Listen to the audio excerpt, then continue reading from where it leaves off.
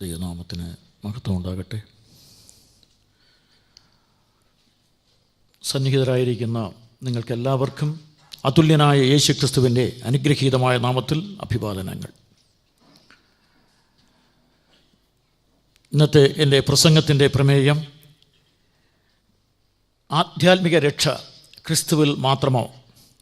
ഈ ചോദ്യത്തിനുള്ള മറുപടിയാണ് ഇന്നത്തെ പ്രസംഗം. നിങ്ങളുടെ വിലപ്പെട്ട ശ്രദ്ധ എൻ്റെ പ്രമേയത്തിലേക്ക് വിനീതമായി ക്ഷണിച്ചുകൊള്ളുന്നു.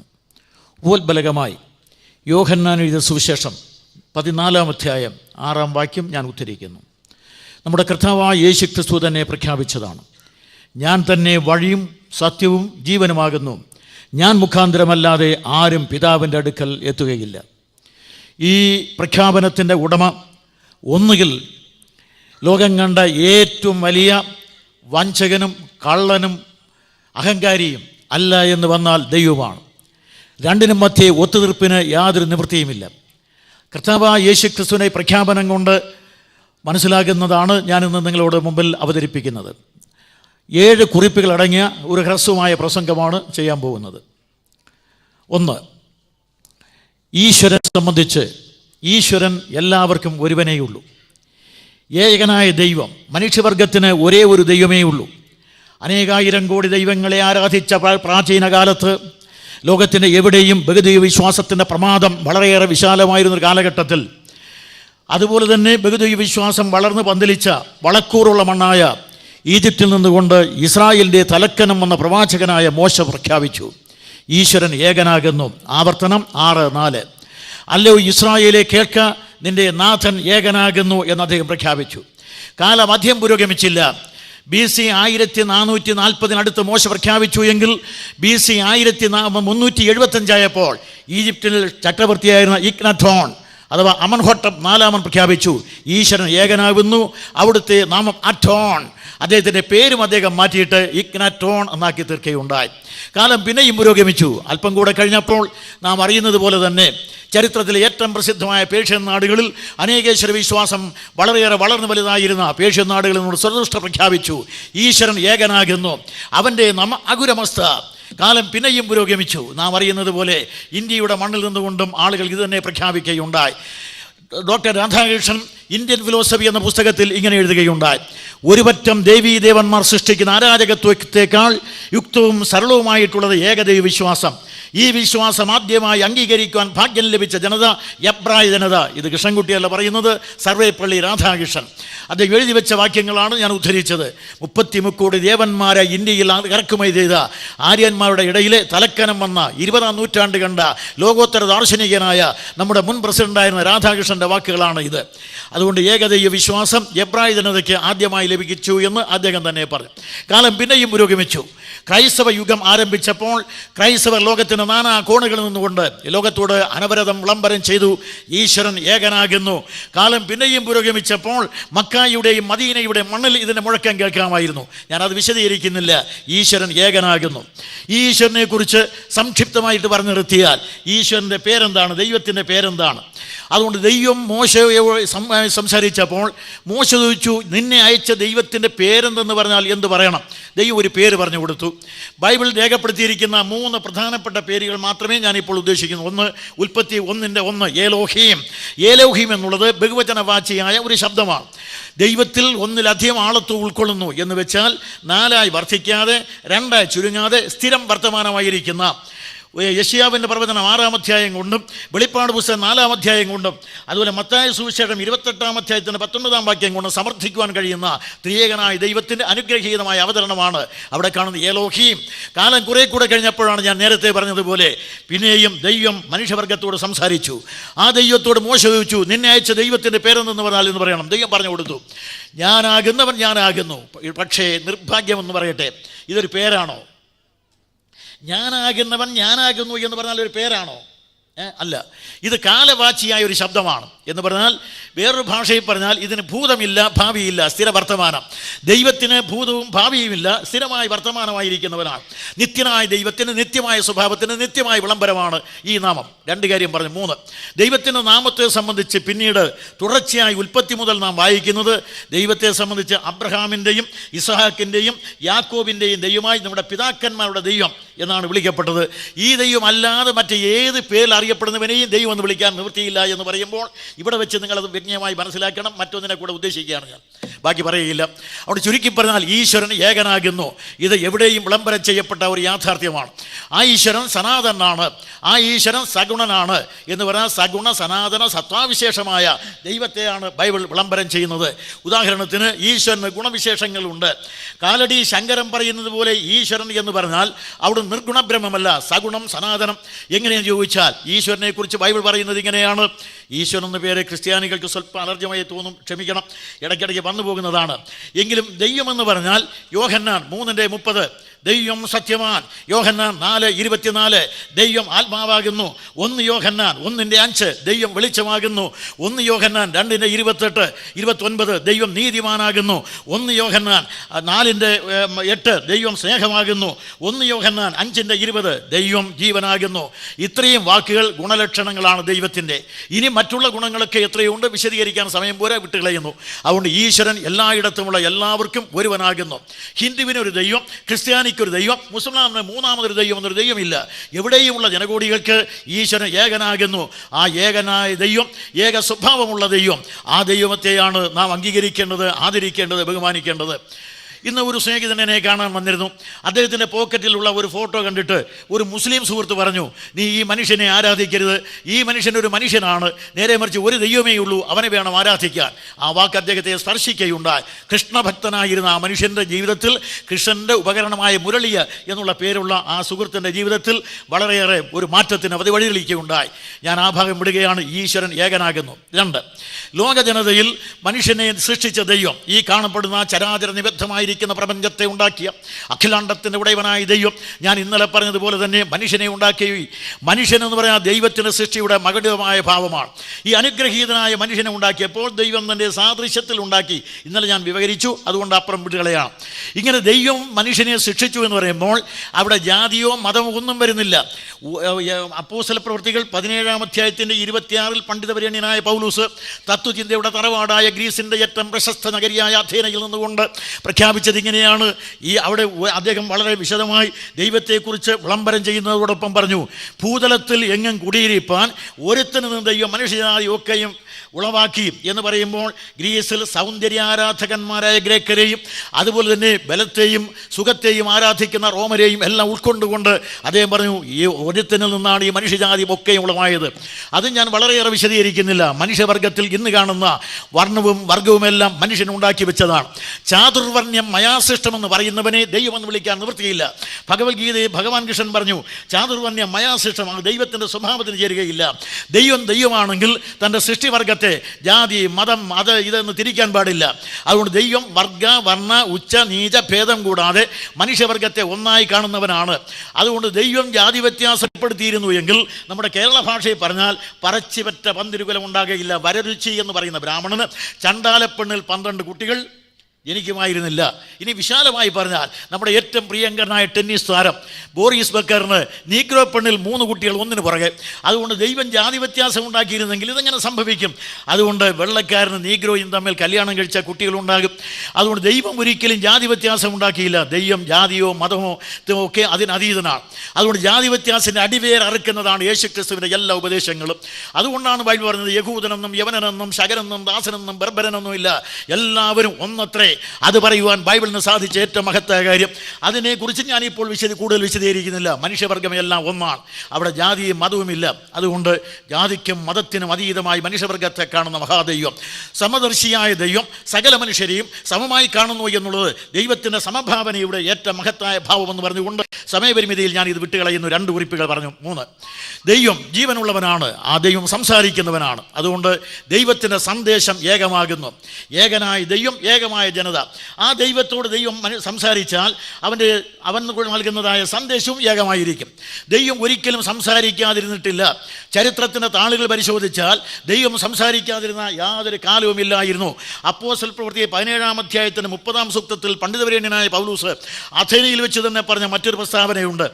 എല്ലായിടത്തുമുള്ള എല്ലാവരോടുമുള്ള ഈശ്വരൻ്റെ കൽപ്പന, എല്ലാവരും ഇപ്പോൾ മാനസാന്തരപ്പെടണമെന്ന് ദൈവം മനുഷ്യനോട് കൽപ്പിക്കുന്നു. ദൈവത്തിൻ്റെ കൽപ്പനയാണ്. അതുപോലെ എബ്രായ ലേഖനം 1-ാം അധ്യായത്തിൻ്റെ 1-2 വാക്യങ്ങൾ വായിക്കുന്നത് ഇങ്ങനെയാണ്: ദൈവം പണ്ട് ഭാഗമായി വിവിധമായി പ്രവാചകന്മാർ മുഖാന്തരം അരുളി ചെയ്തിട്ട് ഈ അന്ത്യകാലത്ത് പുത്രൻ മുഖാന്തരം നമ്മോട് അരുളി ചെയ്തിരിക്കുന്നു. ദൈവം അരുളി ചെയ്യാത്ത യാതൊരു കാലവുമില്ല. ഒന്നുകിൽ ദൈവം അരുളി ചെയ്തു, അല്ലെങ്കിൽ പുത്രൻ അരുളി ചെയ്തു, അല്ലെങ്കിൽ പരിശുദ്ധാത്മാവ് അരുളി ചെയ്തു. ഇങ്ങനെ ത്രിയേകനായ ദൈവം മനുഷ്യരാശിക്ക് നൽകിയിരിക്കുന്ന അനുഗ്രഹീതമായ അരുളപ്പാടുകളുടെ കേദാരമാണ്, അനുഗ്രഹീതമായ ശേഖരണമാണ് ബൈബിൾ എന്ന് പറയുന്നത്. അതുകൊണ്ട് ബൈബിൾ എന്ന് പറഞ്ഞാൽ ദൈവനിശ്വാസീയമാണ്. ദൈവനിശ്വാസീയം എന്ന് പറയുമ്പോൾ ഒരു കാര്യം കൂടെ പറയണം. ഈ ബൈബിളിനെ സംബന്ധിച്ച് പറയുമ്പോൾ ഇത് യജ്ഞകുണ്ടത്തിൽ നിന്ന് കയറി ഇറങ്ങി വന്നോ, മനസ്സാകുന്ന സമുദ്രത്തെ കിളച്ചുണ്ടാക്കിയെടുത്തെന്നോ, അല്ലെങ്കിൽ ആകാശത്തിൽ നിന്ന് കെട്ടിയിറക്കി കിട്ടിയോന്നല്ല. മനുഷ്യർ തന്നെ സംസാരിച്ചതാണ് പരിശുദ്ധാത്മ നിയോഗത്താൽ. മനുഷ്യർ തന്നെ എഴുതി വെച്ചതാണ് പരിശുദ്ധാത്മ നിയോഗത്താൽ. അതുകൊണ്ട് മനുഷ്യൻ പരിശുദ്ധാത്മ നിയോഗം പ്രാപിച്ചിട്ട് എഴുതി വെച്ചതാണ് ഈ തിരുവെഴുത്ത്. ആ തിരുവെഴുത്തിനെ കുറിച്ച് നാം മനസ്സിലാക്കുമ്പോൾ ദൈവം എല്ലായിടത്തും എല്ലാവരോടും സംസാരിച്ചു കൊണ്ടേയിരിക്കുന്നു. ആ ദൈവം സംസാരിച്ചത് കൊണ്ടാണ് ഞങ്ങളെപ്പോലുള്ളവരും ഇത് മനസ്സിലാക്കാൻ ഇടയായത്. ദൈവം സംസാരിക്കാത്ത ഒരു കാലഘട്ടവും ചരിത്രത്തിൽ ഉണ്ടായിട്ടില്ല. ദൈവം അരുളി ചെയ്യുന്നവനാണ്, ജീവനുള്ള ദൈവം അരുളി ചെയ്യുന്നവനാണ്. അവൻ മനുഷ്യവർഗത്തെ സ്നേഹിക്കുന്നത് കൊണ്ട് അരുളി ചെയ്യാതിരിക്കാൻ ഒക്കെയില്ല. ആ സ്നേഹത്തിൻ്റെ അരുളപ്പാടുകളും അതുപോലെ തന്നെ തീഷ്ണമായിരിക്കുന്ന അദ്ദേഹത്തിൻ്റെ പ്രഖ്യാപനങ്ങളും ബൈബിളിൽ വായിക്കാം. ഞാൻ ഈ ഭാഗം ഇവിടെയാണ് കുറിപ്പ് 3 പറഞ്ഞു കഴിഞ്ഞു. അതുകൊണ്ട് മനുഷ്യനെ സംബന്ധിച്ച് പറയുമ്പോൾ ഏറ്റവും പ്രസക്തമായ അടുത്ത ഭാഗത്തേക്ക് ഞാൻ വരിക. മനുഷ്യന് ഈ ഒരേ ഒരു ദൈവം, ആ ഒരേ ഒരു ദൈവം, ഒരേ ഒരു സ്വർഗം, ആ ഒരേ മനുഷ്യവർഗത്തെ ശിക്ഷിച്ച ദൈവം, അതുപോലെ തന്നെ ഒരേ സന്ദേശം എല്ലായിടത്തുമുള്ള എല്ലാവർക്കും നൽകുന്ന ദൈവം. അങ്ങനെയാണെങ്കിൽ തീർച്ചയായിട്ടും ഈ മനുഷ്യവർഗത്തിനെല്ലാം ഒരേ ഒരു രക്ഷിതാവ് മതി. അത് പറയാനാണ് ഇത്രയും ഞാൻ പറഞ്ഞത്. അതുകൊണ്ട് എല്ലായിടത്തുമുള്ള എല്ലാവർക്കും രക്ഷിതാവും ഏകനാകുന്നു. ഇത് സംബന്ധിച്ച് 1, 2, 3, 4 കുറിപ്പുകളായിട്ട് ഞാൻ പറഞ്ഞു വിടുന്നതാണ്. മനുഷ്യവർഗത്തെ സംബന്ധിച്ച് ഒരേ ഒരു രക്ഷിതാവ്. ഞാൻ ഇന്നലെ ഉദ്ധരിച്ച ഒരു വാക്യം തന്നെ ഇന്ന് ഉദ്ധരിക്കുകയാണ്. ലൂക്കോസ് 2:10. നമ്മുടെ കർത്താവായ യേശു എന്ന കാലകതിരവൻ കാലത്തിലേക്ക് ആവിർഭവിക്കുന്ന വേളയിൽ കന്യക മറിയത്തിൻ്റെ പുത്രനായി ലോകത്തിൽ അവതരിച്ച് പിറന്നു വീഴുമ്പോൾ അന്ന് യേശുക്രിസ്തുവിൻ്റെ ജനനത്തെക്കുറിച്ച് വിളംബരം ചെയ്ത് ദൂതൻ പറഞ്ഞതാണ്. ആ ദൂതൻ്റെ വിളംബരം ഇതായിരുന്നു: സർവ്വജനത്തിനും ഉണ്ടാകുവാനുള്ള മഹാസന്തോഷം ഞാൻ നിങ്ങളോട് സുവിശേഷിക്കുന്നു. കർത്താവായ ക്രിസ്തു എന്ന രക്ഷിതാവ് ഇന്ന് ദാവീദിൻ്റെ പട്ടണത്തിൽ നിങ്ങൾക്ക് ജനിച്ചിരിക്കുന്നു. ആകാശത്തിൻ്റെ അറുതികളിൽ വെളിപ്പെട്ട ദൈവദൂതൻ്റെ പ്രഖ്യാപനം. ഈ പ്രഖ്യാപനം കഴിഞ്ഞപ്പോൾ ദൂതസംഘം ഒന്നിച്ച് വന്നൊരു സംഘാലാപം. ആ സംഘഗാനമാണ് പിന്നീട് നമ്മൾ വായിക്കുന്നത്. സ്വർഗത്തിൽ അത്യുന്നതങ്ങളിൽ ദൈവത്തിന് മഹത്വം, ഭൂമിയിൽ ദൈവപ്രസാദമുള്ള മനുഷ്യർക്ക് സമാധാനം, ഗംഭീരമായിരിക്കുന്ന സംഘാലാപം. അതിനെക്കുറിച്ച് വിശദീകരിക്കാൻ സമയമില്ല. അങ്ങനെ നമ്മുടെ കർത്താവായ യേശുക്രിസ്തു ഭൂജാതമായപ്പോൾ പറഞ്ഞത് തന്നെ എന്താണ്? കർത്താവായ ക്രിസ്തു എന്ന രക്ഷിതാവ് ഇന്ന് ഈ വർത്തമാനകാലത്തിൽ, ഇന്ന് ഈ കൃപായുഗത്തിൽ, ഇന്ന് ദൈവം മനുഷ്യനോട് സംസാരിക്കുവാൻ ഇറങ്ങി വന്ന ഇന്ന്, അതുകൊണ്ട് ഇന്ന് നിങ്ങളോട് സംസാരിക്കുന്നു. അതുകൊണ്ട് സ്വർഗത്തിലെ ദൈവം മനുഷ്യവർഗത്തെ സ്നേഹിച്ചുകൊണ്ട് ഇറങ്ങി വന്നു. ഇവിടെ യേശുക്രിസ്തുവിനെ രക്ഷകനെന്നാണ് ബൈബിൾ വെളിപ്പെടുത്തുന്നത്. പഴയ നിയമത്തിൽ യഹോവയായ ദൈവം രക്ഷകനെന്നാണ് വിളിച്ചിരിക്കുന്നത്. സകല ഭൂസീമാവാസികളുമായുള്ളവരെ നിങ്ങളെല്ലാവരും എങ്കിലേക്ക് നോക്കി രക്ഷപ്പെടുവിൻ. പ്രവാചകനായ യെശയ്യാവ് മുഖാന്തരം ദൈവം ലോകത്തോട് അരുളി ചെയ്തതാണ്. എങ്കിലേക്ക് നോക്കി രക്ഷപ്പെടുവിനെന്ന് ക്രിസ്തുവിനും 750 വർഷങ്ങൾക്ക് മുമ്പ് പ്രവാചകൻ വിളംബരം ചെയ്യുകയുണ്ട്. എങ്കിലേക്ക് നോക്കി സകല ഭൂസീമാവാസികളുമായുള്ളവരെ. ദൈവത്തിന് അതിരില്ലാത്തത് കൊണ്ട്, ദൈവം സീമാതീതനായതുകൊണ്ട്, സീമയില്ലാത്ത ദൈവത്തിൻ്റെ സീമയില്ലാത്ത സന്ദേശം സീമാതീതമായി സർവ്വജനകോടികൾക്ക് നൽകിയിരിക്കുന്നത് കൊണ്ടാണ് ദൈവം വിളിക്കുന്നത് സകല ഭൂസീമാവാസികളുമായുള്ളവരെ. ഞാൻ പറഞ്ഞ വാക്കുകളിലെ 2 വാക്കുകൾ പ്രത്യേകം ശ്രദ്ധിക്കണം.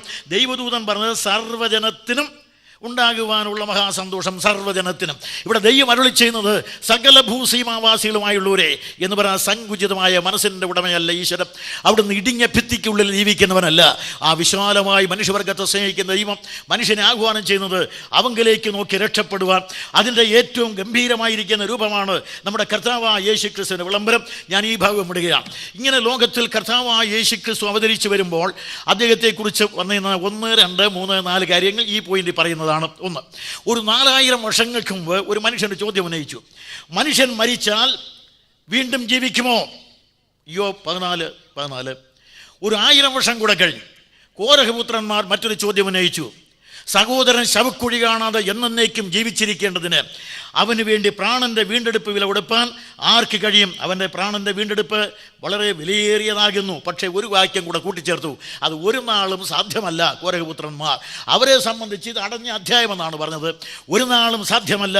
1000 വർഷം കൂടെ കഴിഞ്ഞു. ഇതാ വരുന്നു നമ്മുടെ കർത്താവായ യേശു ക്രിസ്തു. അവിടുത്തോട് തൻ്റെ ശിഷ്യനായ പത്രോസ് ചോദിച്ചു, ഗുരുവോ, ഇങ്ങനെയാൽ രക്ഷിക്കപ്പെടുവാൻ ആർക്ക് കഴിയും? മത്തായി എഴുതിയ സുവിശേഷം 19 അധ്യായം 26 വാക്യം. ഇങ്ങനെയാൽ രക്ഷിക്കപ്പെടുവാൻ ആർക്ക് കഴിയും?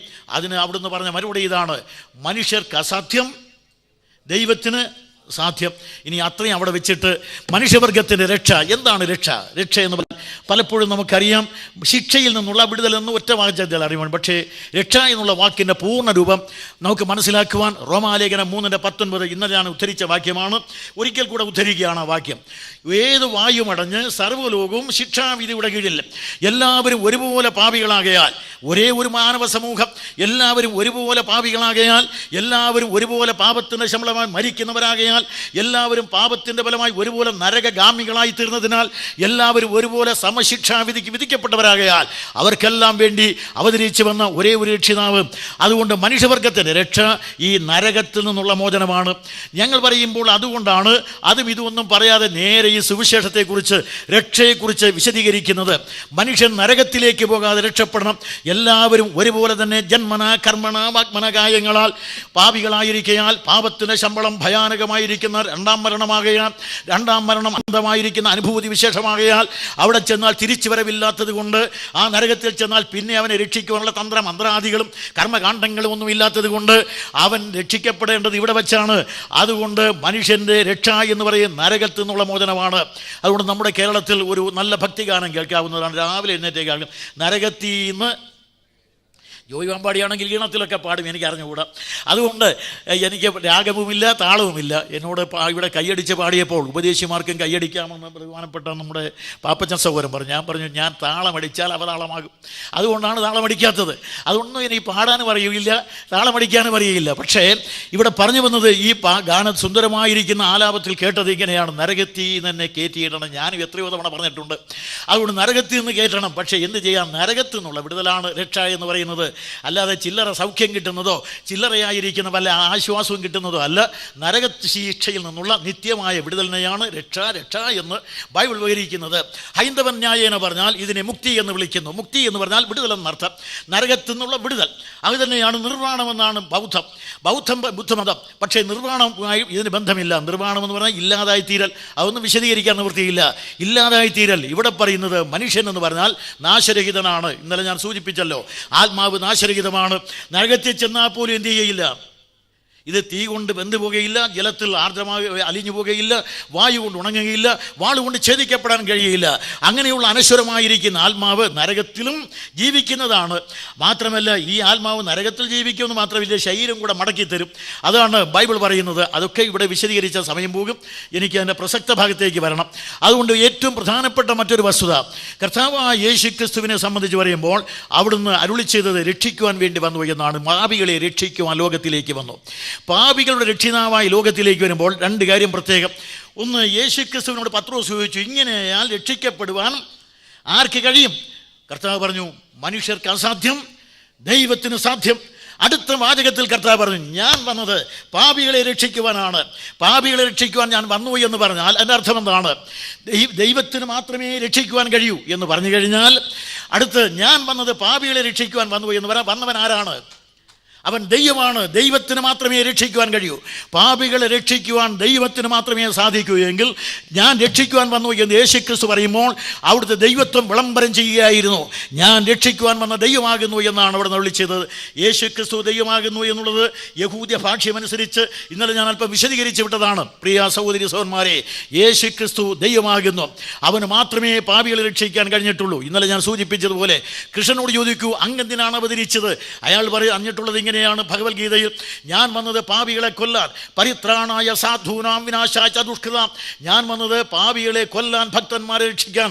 അല്ലോ ക്രിസ്തു അങ്ങെന്തിനാണ് ലോകത്തിലേക്ക് വന്നത്? പരിത്രാണായ സാധൂനാം എന്നല്ല, പരിത്രാണായ ദുഷ്കൃതാം. ഞാൻ വന്നത് പാപികളെ രക്ഷിക്കുവാൻ വേണ്ടിയാണ്.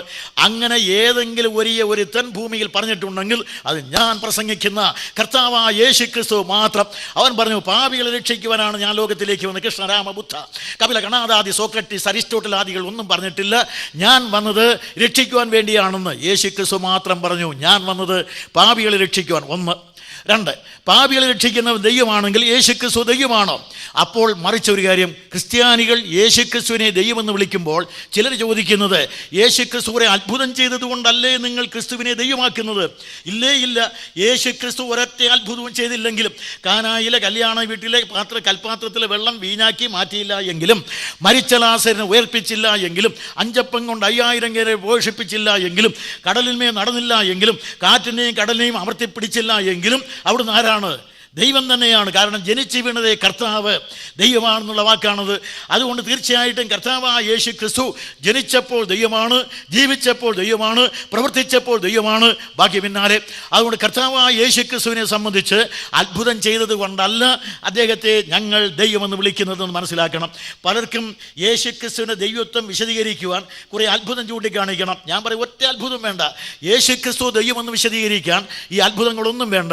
ക്രിസ്ത്യാനികൾ അത്ഭുതം പറഞ്ഞാൽ അതുപോലെ അത്ഭുതം കൊണ്ട് തിരിച്ചടിക്കാൻ എനിക്കറിയാം. കാരണം അങ്ങനെ അത്ഭുതം ചെയ്യുന്ന എത്രയോ പേര് ഇവിടെ ഉണ്ടല്ലോ. കൃഷ്ണനുണ്ട്, അതുപോലെ വേറെ പലരുണ്ട്. അവരെല്ലാം കുറേ അത്ഭുതം ചെയ്യുന്നവരാണ്. ഇനി അഥവാ ക്രിസ്ത്യാനികളായ ഞങ്ങൾ 5 അപ്പം കൊണ്ട് 5000 പോഷിപ്പിച്ച കാരണത്താൽ യേശുക്രിസ്തുവിനെ ദൈവം എന്ന് വിളിക്കുകയാണെങ്കിൽ അതിനേക്കാൾ വലിയ അത്ഭുതം ചെയ്തവനല്ലേ മോശെ. 6 ലക്ഷം പുരുഷന്മാർ, അവരുടെ ഭാര്യമാർ കുറഞ്ഞ പക്ഷം 6 ലക്ഷം ഉണ്ടല്ലോ. അതിനോടൊപ്പം തന്നെ അവരുടെ പരിവാരങ്ങളും 5-8 കുട്ടികൾ, ഇന്നത്തെ പോലെ 2 അല്ലല്ലോ. അതുകൊണ്ട് 2, അത് കേരളത്തിൽ നിന്ന് ഇന്ത്യയിൽ നിന്ന് വന്നവർക്കാണ് 2, ഇവിടെയല്ല. അതുകൊണ്ട് ഇങ്ങനെ 2 കുട്ടികൾ. ഈ 2 കുട്ടികളെല്ലാം അവിടെ അന്ന് 5ഉം 10ഉം ഒക്കെയാണ്. ഇതിൻ്റെ എല്ലാം കൂടെ കൂട്ടിയാൽ കുറഞ്ഞ പക്ഷം ഒരു 30 ലക്ഷത്തിലധികമാണ്. ഈ ജനങ്ങളെ, ഇത്രയും ആളുകളെ എത്ര വർഷം? 40 വർഷം മരുഭൂമി തീറ്റിപ്പോറ്റി. അപ്പോൾ ഒരു 5000 പേർക്ക് ഒരു ദിവസത്തെ നേരെ ഭക്ഷണം കൊടുത്ത ക്രിസ്തുവാണോ ഈ 40 വർഷം ഈ ജനതയെ പോറ്റിയ ഈ മോശയാണോ വലുത്? അതുകൊണ്ട് അങ്ങനെയാണെങ്കിൽ മോശയെ പൂജിക്കേണ്ടതല്ലേ ഞങ്ങൾ? മോശയെ ആരാധിക്കേണ്ടതല്ലേ? അത്ഭുതം ചെയ്തതുകൊണ്ട് ഞങ്ങൾ ആരെയും അംഗീകരിക്കുകയില്ല. 2, അതുപോലെ മരിച്ചവർ ഉയർപ്പിക്കുമെങ്കിൽ പഴയ നിയമത്തിലെ പ്രവാചകന്മാരും ഉയർപ്പിച്ചിട്ടില്ലേ? അങ്ങനെയാണെങ്കിൽ അവരെ ദൈവമെന്ന് ഞങ്ങൾ വിളിക്കണ്ടേ? അതുകൊണ്ട് യേശു ക്രിസ്തു അത്ഭുതം ചെയ്തത് കൊണ്ടല്ല കർത്താവായ യേശു ക്രിസ്തുവിനെ ഞങ്ങൾ ദൈവമെന്ന് പ്രഖ്യാപിക്കുന്നു. പക്ഷേ അവിടെ ദൈവമാകിയാൽ അതൊക്കെ വിശദീകരിക്കാൻ സമയം പോരാ. യേശു ക്രിസ്തു ദൈവമെന്ന് പറയുമ്പോൾ അവൻ ആദിയിൽ ദൈവത്തോട് കൂടെ ഇരുന്നവനും ദൈവമായിരുന്നവനും ഈ പ്രപഞ്ചത്തിൻ്റെ സൃഷ്ടികർത്താവുമാണ്. യോഹന്നാൻ എഴുതിയ സുവിശേഷം 1-ാം അധ്യായത്തിന് 1 മുതൽ 3 വരെ വാക്യങ്ങൾ അവിടെ വായിക്കുന്നത് ഇങ്ങനെ: ആദിയിൽ വചനം ഉണ്ടായിരുന്നു, വചനം ദൈവത്തോടു കൂടെയായിരുന്നു, വചനം ദൈവമായിരുന്നു, അവൻ മുഖാന്തരം സകലം ഉളവായിരുന്നു, അവനെ കൂടാതെ ഉളവായില്ല എന്ന് പറഞ്ഞിട്ട് കൊലോസ്യ ലേഖനം 1:15-16 സകലം അവൻ മുഖാന്തരം ഉളവായി, എല്ലാം അവനാലും അവങ്കലേക്കുമാകുന്നു. എബ്രായ ലേഖനം 1:3 ആവർത്തിക്കുന്നു ഇത്. അവിടെ ചുരുക്കി പറഞ്ഞാൽ എല്ലാം അവൻ മുഖേന ഉളവായതാണ്. സകല കാരണഭൂതനായ കർത്താവായ യേശു ക്രിസ്തു ദൈവത്തോടൊപ്പം ദൈവമായിരുന്ന ലോഗോസ്, അതാ വചനമായിരുന്നു. ഇത് ഞാൻ വിടുകയാണ്. അങ്ങനെ ദൈവമായിരുന്നവൻ ഇപ്പോൾ മനുഷ്യനായി വന്നു. ഇനിയും കർത്താവായ യേശു ക്രിസ്തു മനുഷ്യനായി വരുമ്പോൾ പിന്നെയും പ്രശ്നമാണ്. ദൈവമാണ് ഇവിടെ ഇറങ്ങി വന്നത്. അനന്തത വെടിഞ്ഞുകൊണ്ടാണ് അവിടുത്തെ ഭൂമിയിലേക്ക് വരുന്നത്. ഫിലിപ്പിയ ലേഖനം 2-ാം അധ്യായത്തിൻ്റെ 6 മുതൽ വാക്യങ്ങൾ നമ്മൾ വായിക്കുന്നത്: അവൻ ദൈവരൂപത്തിലിരിക്കെ ദൈവത്തോടുള്ള സമത്വം മുറുകെ പിടിച്ചു കൊള്ളണമെന്ന് വിചാരിക്കാതെ മനുഷ്യ സാദൃശ്യത്തിലായി വേഷത്തിൽ മനുഷ്യനായി വിളങ്ങി എന്നൊക്കെ പറഞ്ഞ് ഒരു 7 പ്രധാനപ്പെട്ട കാര്യങ്ങൾ പറഞ്ഞിട്ടുണ്ട്. സ്വർഗത്തിൽ നിന്ന് ഭൂമിയിലേക്ക് ഇറങ്ങി വരുവാൻ, ദൈവത്വം വിട്ട് മാനവത്വത്തിലേക്ക് ഇറങ്ങി വരുവാൻ, മഹനീയതമായ പദവി വിട്ട് മണ്ണിലേക്ക് ഇറങ്ങി വരുവാൻ അവിടുന്ന് ഉപയോഗിച്ച പടിക്കെട്ടുകൾ 7. അത് ഞാൻ സൗകര്യമുണ്ടെങ്കിൽ ഓർത്ത് വന്നാൽ പിന്നീട് ഒരിക്കൽ പറയും, തൽക്കാലം വിടുകയാണ്. അങ്ങനെ ദൈവരൂപം ത്യജിച്ച്, സ്വർഗം ത്യജിച്ച്, ദൈവികമായ സമത്വം ത്യജിച്ച്, ദൈവത്തോടുള്ള ആരാധന പദവിയും ത്യജിച്ച് അവിടുന്ന് മാനവ സാദൃശ്യത്തിലായി, അവിടെ ഫിലിപ്പിയ ലേഖനത്തിൽ പൗലോസ് പറയുന്നു മനുഷ്യ സാദൃശ്യത്തിൽ യേശു ക്രിസ്തു വന്നു എന്ന് പറഞ്ഞാൽ ഉൽപ്പത്തി 1:26 അടിസ്ഥാനത്തിൽ അത് തൻ്റെ സാദൃശ്യമല്ലേ? തൻ്റെ സാദൃശ്യത്തിൽ മനുഷ്യനെ ഉണ്ടാക്കി. ഇപ്പോൾ മനുഷ്യ സാദൃശ്യത്തിൽ വന്നു എന്ന് പറഞ്ഞാൽ ആ സാദൃശ്യം ആരുടേതാണ്? തൻ്റെ സാദൃശ്യത്തിൽ. പക്ഷേ അതല്ല. റോമാലേഖനം 8:2 പറയുന്നുണ്ട്, അവൻ പാപം നിമിത്തവും പാപജടത്തിൻ്റെ സാദൃശ്യത്തിലും വന്നു. മക്കൾ ജഡരക്തങ്ങളോട് ഇവിടെ ആകയാൽ അവനും അവരെ പോലെ ജഡരക്തങ്ങളോട് കൂടിയനായി തന്നെ അവൻ്റെ സാദൃശ്യത്തിലേക്ക് വന്നവനാണ്. ഇങ്ങനെ വന്ന കർത്താവായ യേശു ക്രിസ്തുവാണ് പ്രഖ്യാപിക്കുന്നത്, ഞാൻ വന്നത് പാപികളെ രക്ഷിക്കുവാൻ. അങ്ങനെ പാപികളെ രക്ഷിക്കുവാൻ വരുന്നവന് കുറേ യോഗ്യതകൾ ഉണ്ടായിരിക്കണം. ഒന്നാമത് ഞാൻ പറഞ്ഞു, ദൈവമാണ്. യേശു ക്രിസ്തു ദൈവമാണ്. അതൊക്കെ വിശദീകരിക്കുന്നില്ല. ഇന്നലെ ഞാൻ കുറേയൊക്കെ പറഞ്ഞിട്ടുണ്ട്. അവൻ ദൈവമാകുന്നു എന്നുള്ളതിന് ബൈബിളിലെ സൂക്തങ്ങൾ. അവൻ ദൈവമാകുന്നു. ദൈവത്തിന് മാത്രമേ രക്ഷിക്കാൻ കഴിയൂ. യേശു ക്രിസ്തു ദൈവമാകുന്നു. അതുകൊണ്ട് അവൻ രക്ഷിതാവാണ്. 2, പാപികളുടെ രക്ഷിതാവ് പാപരഹിതനായിരിക്കണം. ലോകത്തിൽ ജനിച്ച സകല മനുഷ്യരും, ഒന്നാം മനുഷ്യൻ മുതൽ ഇന്ന് വരെ, ഇനി ഒടുവിലായി ജനിക്കുവാൻ പോകുന്ന മനുഷ്യൻ വരെ ഒരുപോലെ പാപികളാണ്. ഭൂത വർത്തമാന ഭാവി കാലങ്ങളിൽ ജനിക്കുവാനുള്ള തലമുറ ഒന്നടങ്കം പാപികളായിരിക്കാൻ ഈ പാപികളെ രക്ഷിക്കുവാൻ വരുന്നവൻ ഈ മണ്ഡലത്തിൽ നിന്നുള്ളവനായിരിക്കരുത്, അവൻ മനുഷ്യവർഗത്തിൽപ്പെട്ടവനായിരിക്കരുത്. പാപിയുടെ രക്ഷിതാവ് ദൈവമായിരിക്കുന്നതോടൊപ്പം മറ്റൊരു മണ്ഡലത്തിൽ നിന്ന് വരണം. അങ്ങനെ ചരിത്രത്തിൽ അങ്ങനെ ഒരുത്തനെയുള്ളൂ. റഷ്യൻ സാഹിത്യകാരനായ സഖറോവ് ഇങ്ങനെ പറഞ്ഞിട്ടുണ്ട്, ആദ്യമായി മറ്റൊരു മണ്ഡലത്തിൽ നിന്ന് നമ്മുടെ മണ്ഡലത്തിലേക്ക് ഇറങ്ങി വന്ന ഒരേ ഒരു വ്യക്തിയാണ് കർത്താവായ യേശുക്രിസ്തു. യേശുക്രിസ്തു യോഹന്നാന്റെ സുവിശേഷം 6-ാം അധ്യായത്തിൽ 6 പ്രാവശ്യം പറഞ്ഞിട്ടുണ്ട്, ഞാൻ സ്വർഗത്തിൽ നിന്ന് ഇറങ്ങി വന്നിരിക്കുന്നു. അതിനാണ് ഈ അവതാരം എന്ന് പറയുന്നത്. അവതാരം എന്ന് പറഞ്ഞാൽ ഈ വിഷ്ണുവിനും ശിവനും ഒക്കെ ഉള്ളതുപോലെ അവതാരമല്ല എന്ന് പറഞ്ഞാൽ ദൈവത്തോടൊപ്പം ദൈവമായിരുന്ന ഈ വചനം അതേ ഭാവത്തിൽ ലോകത്തിലേക്ക് ഇറങ്ങി വന്നതാണ്. അല്ലാതെ ഇങ്ങനെ അവതരിച്ചു എന്ന് പറഞ്ഞാൽ അംശമോ ഭാവമോ ഒന്നുമല്ല.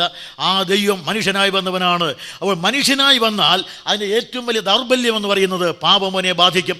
അങ്ങനെ കർത്താവായ യേശുക്രിസ്തു ലോകത്തിൽ വന്നപ്പോൾ അവനിൽ പാപത്തിൻ്റെ യാതൊരു ലാഞ്ചനയുമില്ല. സകല മനുഷ്യരും ഒരുപോലെ പാപികളാകയാൽ പാപിയുടെ രക്ഷിതാവ് മാനവ മണ്ഡലത്തിൽപ്പെട്ടവനായിരിക്കരുത്, പാപിയുടെ രക്ഷിതാവ് ഈ ഭൂമണ്ഡലത്തിൽപ്പെട്ടവനായിരിക്കരുത്. കർത്താവായ യേശുക്രിസ്തു മറ്റൊരു മണ്ഡലത്തിൽ നിന്ന് ഇറങ്ങി വന്ന, സ്വർഗത്തിൽ നിന്ന് ഇറങ്ങി വന്നതുകൊണ്ട് രക്ഷിതാവായിരിക്കാൻ അർഹനാണ്. 2 കാര്യം പറഞ്ഞു. 3, പാപിയുടെ രക്ഷിതാവ് മനുഷ്യനായിരിക്കണം. അതിനാണ് മനുഷ്യ സാദൃശ്യത്തിലായത്. പാപി മക്കൾ ജഡരക്തങ്ങളോടുകൂടി ആകയാൽ അവനും അവരെ പോലെ മനുഷ്യ സാദൃശ്യത്തിലായി. അതുകൊണ്ട് ഇപ്പോൾ നമ്മുടെ സാദൃശ്യത്തിൽ അവൻ പാപം നിമിത്തവും പാപജടത്തിൻ്റെ സാദൃശ്യത്തിലും പാപം ചെയ്ത മനുഷ്യന് തുല്യം വിശക്കുന്ന, ദാഹിക്കുന്ന, വേവതു കൊള്ളുന്ന, വിയർക്കുന്ന, ഈ നടന്നു പോകുന്ന ഇങ്ങനെയൊക്കെയുള്ള ഭാവവിശേഷങ്ങളോടുകൂടിയാണ് വന്നത്. മാനവത്വത്തിൻ്റെ വ്യക്തമായ പ്രതിമാനം. ലോക ചരിത്രം കണ്ട തികഞ്ഞ മനുഷ്യൻ ഇവനാണ്. പാപരഹിതനായ മനുഷ്യൻ, തികഞ്ഞ മനുഷ്യൻ. ഒരു തികഞ്ഞ മനുഷ്യനെ കണ്ടുപിടിക്കുവാനുള്ള മാനവശ്രമം പാടെ പരാജയപ്പെട്ടതാണ്. എല്ലാവരും ഒരുപോലെ പാപം ചെയ്ത് പരാജയപ്പെട്ട പഴയ ലോകത്തിൽ നിന്നുകൊണ്ട് ഒരു നല്ല മനുഷ്യനെ ഇങ്ങനെ വാർത്തെടുക്കാമെന്ന് ഗ്രീസിലെ അധികായന്മാരെ, ആചാര്യന്മാർ അങ്ങേയറ്റം ശ്രമിച്ചിട്ടുണ്ട്.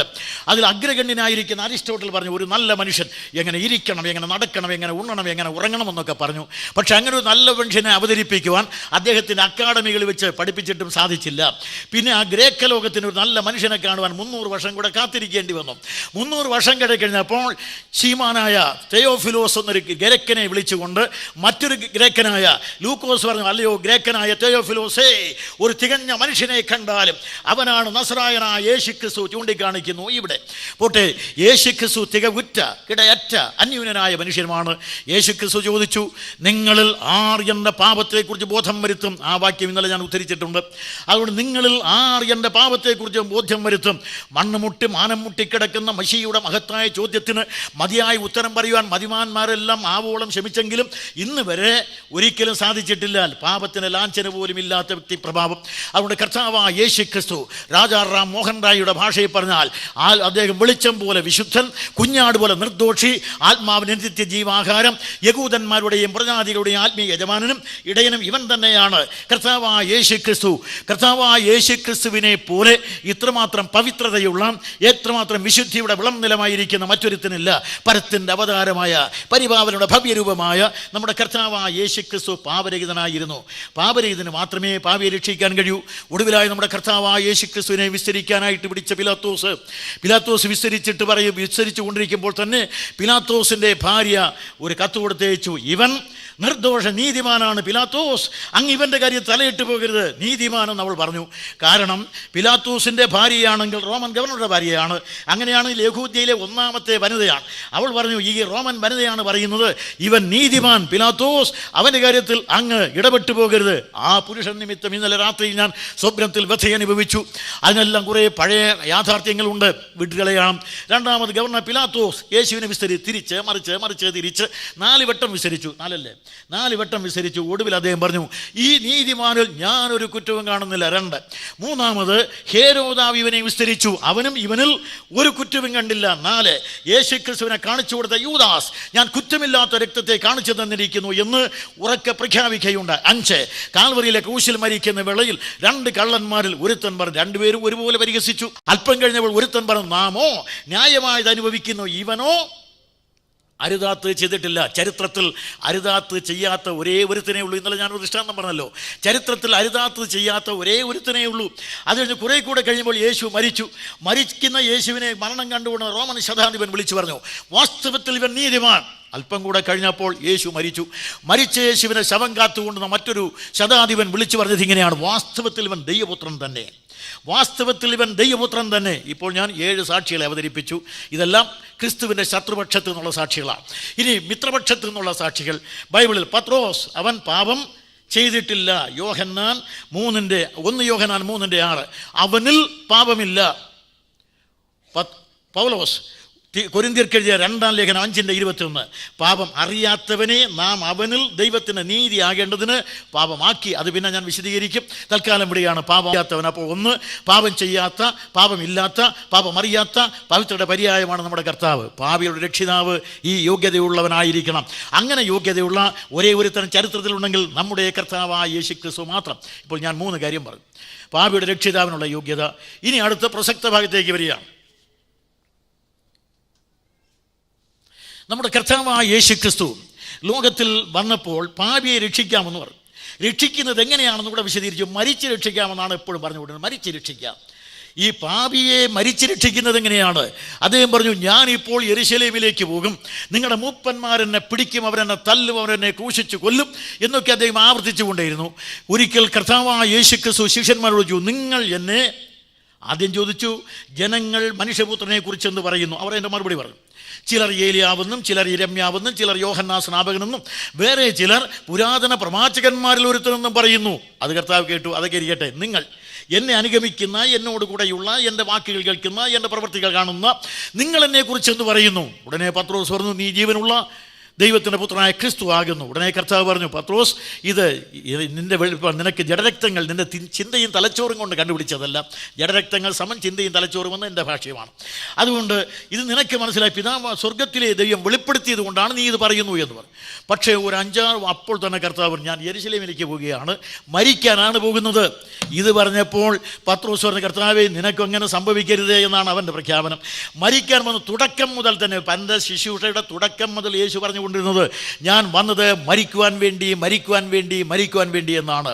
അപ്പോൾ ഇങ്ങനെ പറഞ്ഞ കർത്താവായ യേശു ക്രിസ്തു എല്ലാം ഇപ്പോഴും ആവർത്തിച്ചുകൊണ്ടേയിരുന്നു. 3.5 വർഷത്തെ ശുശ്രൂഷയിൽ കർത്താവ് ആവർത്തിച്ച് പറഞ്ഞത് ഇങ്ങനെയാണ്. ലൂക്കോസ് എഴുതിയ സുവിശേഷം 9:59 വായിക്കുക. ആരോഹണകാലം തികഞ്ഞപ്പോൾ അവൻ തൻ്റെ മുഖം യെരുശലേമിലേക്ക് തിരിച്ചു. കർത്താവായ യേശു ക്രിസ്തു ശിഷ്യന്മാരോട് പലവട്ടം ആവർത്തിച്ച് പറഞ്ഞു, നാം ഇപ്പോൾ യെരുശലേമിലേക്ക് പോകും, അവിടെ നിങ്ങളുടെ മൂപ്പന്മാരെന്നെ പിടിക്കും, അവരെന്നെ തല്ലും, അവരെന്നെ കൊല്ലും എന്ന് മാത്രമല്ല പറഞ്ഞത്, അവരെന്നെ ക്രൂശിച്ചു കൊല്ലും എന്നാണ് പറഞ്ഞത്. ക്രൂശിച്ചു കൊല്ലും. എന്തുകൊണ്ട് ക്രൂശിച്ചു കൊല്ലുമെന്ന് എടുത്തു പറഞ്ഞു എന്നുള്ളത് ഞാൻ പിന്നെ പറയും. അവിടെ തൽക്കാലം നമ്മുടെ കർത്താവായ യേശു ക്രിസ്തു പറഞ്ഞു, ഞാൻ മരിക്കുവാൻ വന്നു. എന്തുകൊണ്ട് യേശു മരിക്കണം? അവിടെ പല ചോദ്യങ്ങളാണ് വരുന്നത്. ക്രൈസ്തവ ആശയത്തിന് നേരെ തൊടുത്തു വിടാവുന്ന നിരവധി ചോദ്യങ്ങൾ ഇവിടെ വരുന്നുണ്ട്. യേശു ഞാൻ മരിക്കുവാൻ വന്നു. എന്തിന് യേശു മരിക്കണം? സ്വർഗത്തിരുന്നുകൊണ്ട് രക്ഷിക്കണമെന്ന് പറഞ്ഞാൽ പോരെ? രക്ഷിച്ചിരിക്കുന്നു എന്ന് പറഞ്ഞാൽ പോരെ? 2, ഇവിടെ വന്നപ്പോൾ തന്നെ അത് പ്രഖ്യാപിച്ചാൽ പോരാ.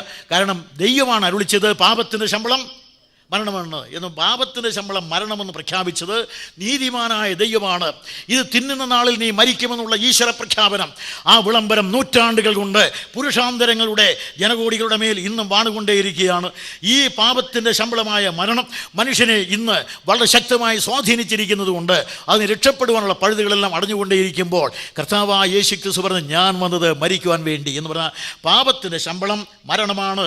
പാപിയെ രക്ഷിക്കണമെങ്കിൽ ആ പാപിക്ക് അവൻ തന്നെ കൊടുത്ത ശിക്ഷയാണിത്. അരുളി ചെയ്യുന്നതെല്ലാം പുത്രനാണ്. ഒരിക്കലും പിതാവല്ല. പിതാവ് ഇച്ഛിക്കുന്നു, പുത്രൻ പ്രവർത്തിക്കുന്നു. ഇവനാണ് പറഞ്ഞത്, തിന്നുന്ന നാളിൽ നീ മരിക്കുമെന്ന് പറഞ്ഞത് ഈ പുത്രനാണ്, അരുളി ചെയ്യുന്ന ദൈവം. അവൻ അരുളി ചെയ്തതാണ് നീ മരിക്കുമെന്ന്. അപ്പോൾ മരിക്കുമെന്ന് പറഞ്ഞതുകൊണ്ട് നമ്മുടെ കർത്താവായ യേശു ക്രിസ്തു മനുഷ്യന് വേണ്ടി മരിച്ചേ മതിയാകുകയുള്ളൂ. പാപത്തിൻ്റെ ശമ്പളം മരണമെന്ന് പറയുന്ന ദൈവനീതിയാണ്. ആ ദൈവനീതി ആവശ്യപ്പെടുന്ന മരണം നൽകിയേ തീരുകയുള്ളൂ. ആ ദൈവനീതിയെ പ്രസാദിപ്പിക്കാതെ മനുഷ്യവർഗത്തെ രക്ഷിക്കാൻ ദൈവത്തിന് പോലും കഴിയുകയില്ല. കാരണം ദൈവം വ്യവസ്ഥയ്ക്ക് ഉൾപ്പെട്ടവനാണ്. അതുകൊണ്ട് നീതിമാനായ ദൈവം ആ വ്യവസ്ഥാപിത മാർഗത്തിലാണ് എന്തും ചെയ്തിട്ടുള്ളത്. ഈ പ്രപഞ്ചത്തെ സൃഷ്ടിച്ചിരിക്കുന്നത് വളരെ നൈയായ്മയായിരിക്കുന്ന നിയമപരമായി തന്നെയാണ്. സൂര്യൻ ഇത്ര അകലെ 9,30,31,000 മൈൽ അകലെ നിൽക്കണം. ചന്ദ്രൻ 2,26,000 മൈൽ അകലെ നിൽക്കണം. നക്ഷത്രമണ്ഡലം ഇങ്ങനെ ആയിരിക്കണം. ഓരോ ഗാലക്സിക്കും ഇത്രമാത്രം പ്രകാശവർഷങ്ങളുടെ അന്തരാളം ഉണ്ടായിരിക്കണം. അങ്ങനെയുള്ള ഗാലക്സികൾക്ക് തമ്മിൽ തന്നെ ഇത്രായിരം കോടി പ്രകാശവർഷങ്ങൾ അന്തരാളങ്ങൾ ഉണ്ടായിരിക്കണം. ഭൂമി മണിക്കൂറിൽ 1000 മൈൽ വീതത്തിൽ മാത്രമേ കറങ്ങാവൂ. അതും ഇങ്ങനെയെല്ലാം വളരെ കൃത്യമാണ്. ഭൂമിക്ക് ഏറെക്കുറെ ഇത്ര കൃത്യമായി 23.5 ഡിഗ്രി ചരിവ് മാത്രമേ ഉണ്ടായിരിക്കാവൂ. അത് 23 ആകരുത്, 22 ആകരുത് എന്നൊക്കെ വ്യവസ്ഥാപിതമായി വെച്ചിട്ടുണ്ട്. മനുഷ്യനെ സൃഷ്ടിച്ചപ്പോൾ ഇത് തന്നെയാണ് ചെയ്തിരിക്കുന്നത്. നിങ്ങൾക്ക് കുറേ കൂടെ പഠിക്കണമെങ്കിൽ ഒരു കാര്യം ചെയ്താൽ, മനുഷ്യൻ്റെ ഈ ചെറിയ വിരൽ, ഈ ചെറിയ വിരലിൻ്റെ 3 ഇരട്ടിയുണ്ട് നമ്മുടെ ഈ കൈത്തണ്ടയ്ക്ക്. അത് നിങ്ങളത് നോക്കിയാൽ ഈ കന്തയുടെ 3 ഇരട്ടിയുണ്ട് നമ്മുടെ കഴുത്തിന്. ഇതിൻ്റെ 3 ഇരട്ടിയുണ്ട് നമ്മുടെ കാലിൻ്റെ വണ്ണയ്ക്ക്. ഇങ്ങനെ വളരെ കൃത്യമായ കണക്കാണ് ദൈവം വെച്ചിരിക്കുന്നത്. അവിടെ ചുരുക്കി പറഞ്ഞാൽ ഈ മനുഷ്യ ശരീരം CP മേനോൻ എഴുതിയിരിക്കുന്നത് പോലെ മനുഷ്യ ശരീരം ഒരു അത്ഭുത യന്ത്രം തന്നെയാണ്. ഇതിനെ സൃഷ്ടിച്ചു വെച്ചിരിക്കുകയാണ്. ഇങ്ങനെയുള്ള ദൈവത്തിൻ്റെ സൃഷ്ടി വൈചിത്ര്യം. ആ നിയമത്തിനുൾപ്പെട്ട ദൈവം നിയമം അനുസരിച്ച് മാത്രമേ പ്രവർത്തിക്കൂ. പാപി മരിക്കണമെന്ന് പ്രഖ്യാപിച്ചെങ്കിൽ അതിനെ മറിച്ച് പറയാൻ നിവൃത്തിയില്ല. ആ മരണം വഹിച്ചേ തീരെയുള്ളൂ. ഇങ്ങനെ ജനകോടികൾ നൂറ്റാണ്ട് കൊണ്ട് പാപത്തിൻ്റെ ശമ്പളമായി മരിച്ചു മതമറിക്കാടുകൾ വീഴുകയായിരുന്നു. ഇങ്ങനെയുള്ള മനുഷ്യവർഗത്തെ രക്ഷിക്കണമെങ്കിൽ പാപിക്ക് ദൈവനീതി ഏതൊരു ശിക്ഷ കൊടുത്തുവോ ആ ശിക്ഷ അവൻ മരിച്ചേ തീരുകയുള്ളൂ. ഇതാണ് ക്രിസ്തു മരിക്കാൻ കാരണം. ദൈവനീതി ആവശ്യപ്പെടുന്നത് മരണമാണ്. ക്രിസ്തുവിൻ്റെ മരണത്തെ സംബന്ധിച്ച് റോമാലേഖനം 3-ാം അധ്യായത്തിൻ്റെ 25-26 വാക്യങ്ങൾ വളരെയേറെ പണ്ഡിതോചിതമായി പൗലൂസ് എഴുതിയിരിക്കുന്നത് ഇങ്ങനെയാണ്. അവനെ പരസ്യമായി നിർത്തിയിരിക്കുന്നു എന്ന് പറഞ്ഞിട്ട് പൗലൂസ് പറഞ്ഞു, അവനെ പരസ്യമായി പ്രദർശിപ്പിച്ചിരിക്കുകയാണ്. എന്തിനാണ് അവനെ പരസ്യമായി നിർത്തിയിരിക്കുന്നു പറഞ്ഞിട്ട്? നീ എല്ലാവരെയും രക്ഷിക്കുന്ന ദൈവം മുൻകഴിഞ്ഞ പാപങ്ങളെ ഓർക്കാതെ വിടുക നിമിത്തം ദൈവം, ആ വാക്യം പെട്ടെന്ന് ഓർമ്മ വരികയില്ലായിരിക്കും. മുൻകഴിഞ്ഞ പാപങ്ങളെ ഓർക്കാതെ വിടുക നിമിത്തം ദൈവം അനീതിയുള്ളവനെന്ന് വരും എന്ന് പറഞ്ഞാൽ മുൻകഴിഞ്ഞ പാപങ്ങളെ ശിക്ഷിക്കാതെ വിട്ടാൽ ദൈവം അനീതിയുള്ളവനായി തീരും. അപ്പോൾ മുൻകഴിഞ്ഞ പാപങ്ങളെ ശിക്ഷിക്കണം. മുൻകഴിഞ്ഞ പാപങ്ങളെ ശിക്ഷിക്കണമെങ്കിൽ അത് ശിക്ഷിക്കണ്ടേ? എവിടെയാണ് ശിക്ഷിക്കുന്നത്? അവിടെ വരുമ്പോഴത്തേക്കും ആ പാപത്തിന് ജഡത്തിൽ ശിക്ഷ വിധിക്കണം. ആ ജഡത്തിൽ ശിക്ഷ വിധിക്കാനാണ് യേശുക്രിസ്തു പാപജഡത്തിൻ്റെ സാദൃശ്യത്തിൽ വന്നത്. ഇപ്പോൾ കാൽവറിയിലെ ക്രൂശിൽ മരിക്കാൻ പോകുന്ന കർത്താവ് എല്ലാവർക്കും വേണ്ടിയാണ്, അത് ഞാൻ കുറേ കൂടെ കഴിയുമ്പോൾ വിശദീകരിക്കും, എല്ലാവർക്കും വേണ്ടി മരിക്കുവാൻ വന്നു എന്ന് ആവർത്തിച്ച് പറഞ്ഞുകൊണ്ടേയിരുന്നു. ഞാൻ വന്നത് എല്ലാവർക്കും വേണ്ടി മരിക്കുവാൻ. ഇവിടെ ഞാൻ ആദ്യം പറഞ്ഞ അതേ ചോദ്യം ഉദ്ധരിക്കുക. മനുഷ്യൻ മരിച്ചാൽ വീണ്ടും ജീവിക്കുമോ? ഉത്തരമില്ല. 1000 വർഷം കഴിഞ്ഞ് അടുത്ത ചോദ്യം. സഹോദരൻ ശവക്കുഴിയാണത് എന്നേക്കും ജീവിച്ചിരിക്കേണ്ടതിന് അവന് വീണ്ടെടുപ്പ് വിലവെടുപ്പാൻ ആർക്ക് കഴിയും? അവൻ്റെ പ്രാണൻ്റെ വീണ്ടെടുപ്പ് വിലയേറിയത്, അതുകൊണ്ട് ഒരു നാളും സാധ്യമല്ല. പത്രോസിനോട് ഇതേ കർത്താവ് പറഞ്ഞു, ദൈവത്തിന് സാധ്യമാണ്. ഇത് പറഞ്ഞു യേശുക്രിസ്തു പറഞ്ഞു. മനുഷ്യൻ മരിച്ചാൽ വീണ്ടും ജീവിക്കുമോ? യേശുക്രിസ്തു പറഞ്ഞു ജീവിക്കും. ഉത്തരം പറയാൻ അവനെ കഴിയൂ. കാരണം മതങ്ങളെല്ലാം ചോദ്യങ്ങളാണ്, ഉത്തരമാണ് നമ്മുടെ കർത്താവായ യേശുക്രിസ്തു. തത്വചിന്തകളെല്ലാം ചോദ്യമാണ്, ഉത്തരമാണ് കർത്താവായ യേശുക്രിസ്തു. ഒന്നുകൂടെ പറഞ്ഞാൽ ലോകത്തിലെ എല്ലാ ചോദ്യത്തിൻ്റെയും ഏക ഉത്തരമാണ്, ആധ്യാത്മികമായ സാംസ്കാരികമായ എല്ലാ കാര്യത്തിനും ഏക ഉത്തരമാണ്. ഒരു പക്ഷേ കടത്തി പറഞ്ഞാൽ സാമ്പത്തിക കാര്യങ്ങളിലും യേശുക്രിസ്തുവാണ് ഏക ഉത്തരം. അതുകൊണ്ട് കർത്താവായ യേശുക്രിസ്തു ഏക ഉത്തരമാണ്. മനുഷ്യൻ്റെ മതവും അവൻ്റെ തത്വചിന്തയും ശാസ്ത്രവുമെല്ലാം ചോദ്യങ്ങളാണെങ്കിൽ അത് ചോദ്യങ്ങൾ പിന്നെയും തൊടുത്തുവിടുന്ന ചോദ്യങ്ങളായി മാറും. എന്നാൽ ഉത്തരമാണ് കർത്താവായ യേശുക്രിസ്തു.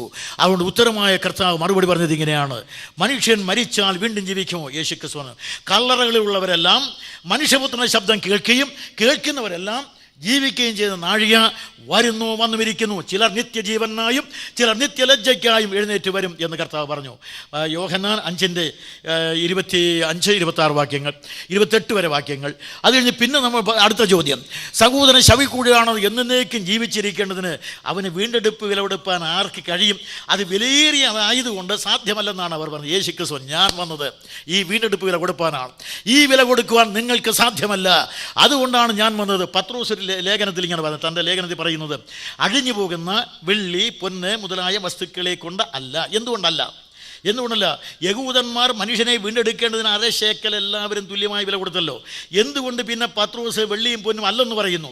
എന്ന് പറഞ്ഞാൽ മനുഷ്യനെ വീണ്ടെടുക്കുമ്പോൾ മനുഷ്യൻ്റെ ആത്മാവ് അത് ഭൗതികമല്ല, അഭൗതികമായ ആത്മാവിനെ വീണ്ടെടുക്കുവാൻ ഭൗതികമായ വെള്ളിയും പൊന്നും അപര്യാപ്തമാണ്. 2, അഴിയാത്തതായ മനുഷ്യാത്മാവിനെ വീണ്ടെടുക്കുവാൻ അഴിഞ്ഞു പോകുന്ന വെള്ളിയും പൊന്നും പര്യാപ്തമല്ല. 3, ദൈവത്തിൻ്റെ ശ്രേഷ്ഠമായിരിക്കുന്ന ലോഹ പദാർത്ഥമാണ്. ഇത് ഒരിക്കൽ ഇല്ലാതായി തീരാനുള്ളത് വില കുറഞ്ഞതാണ്.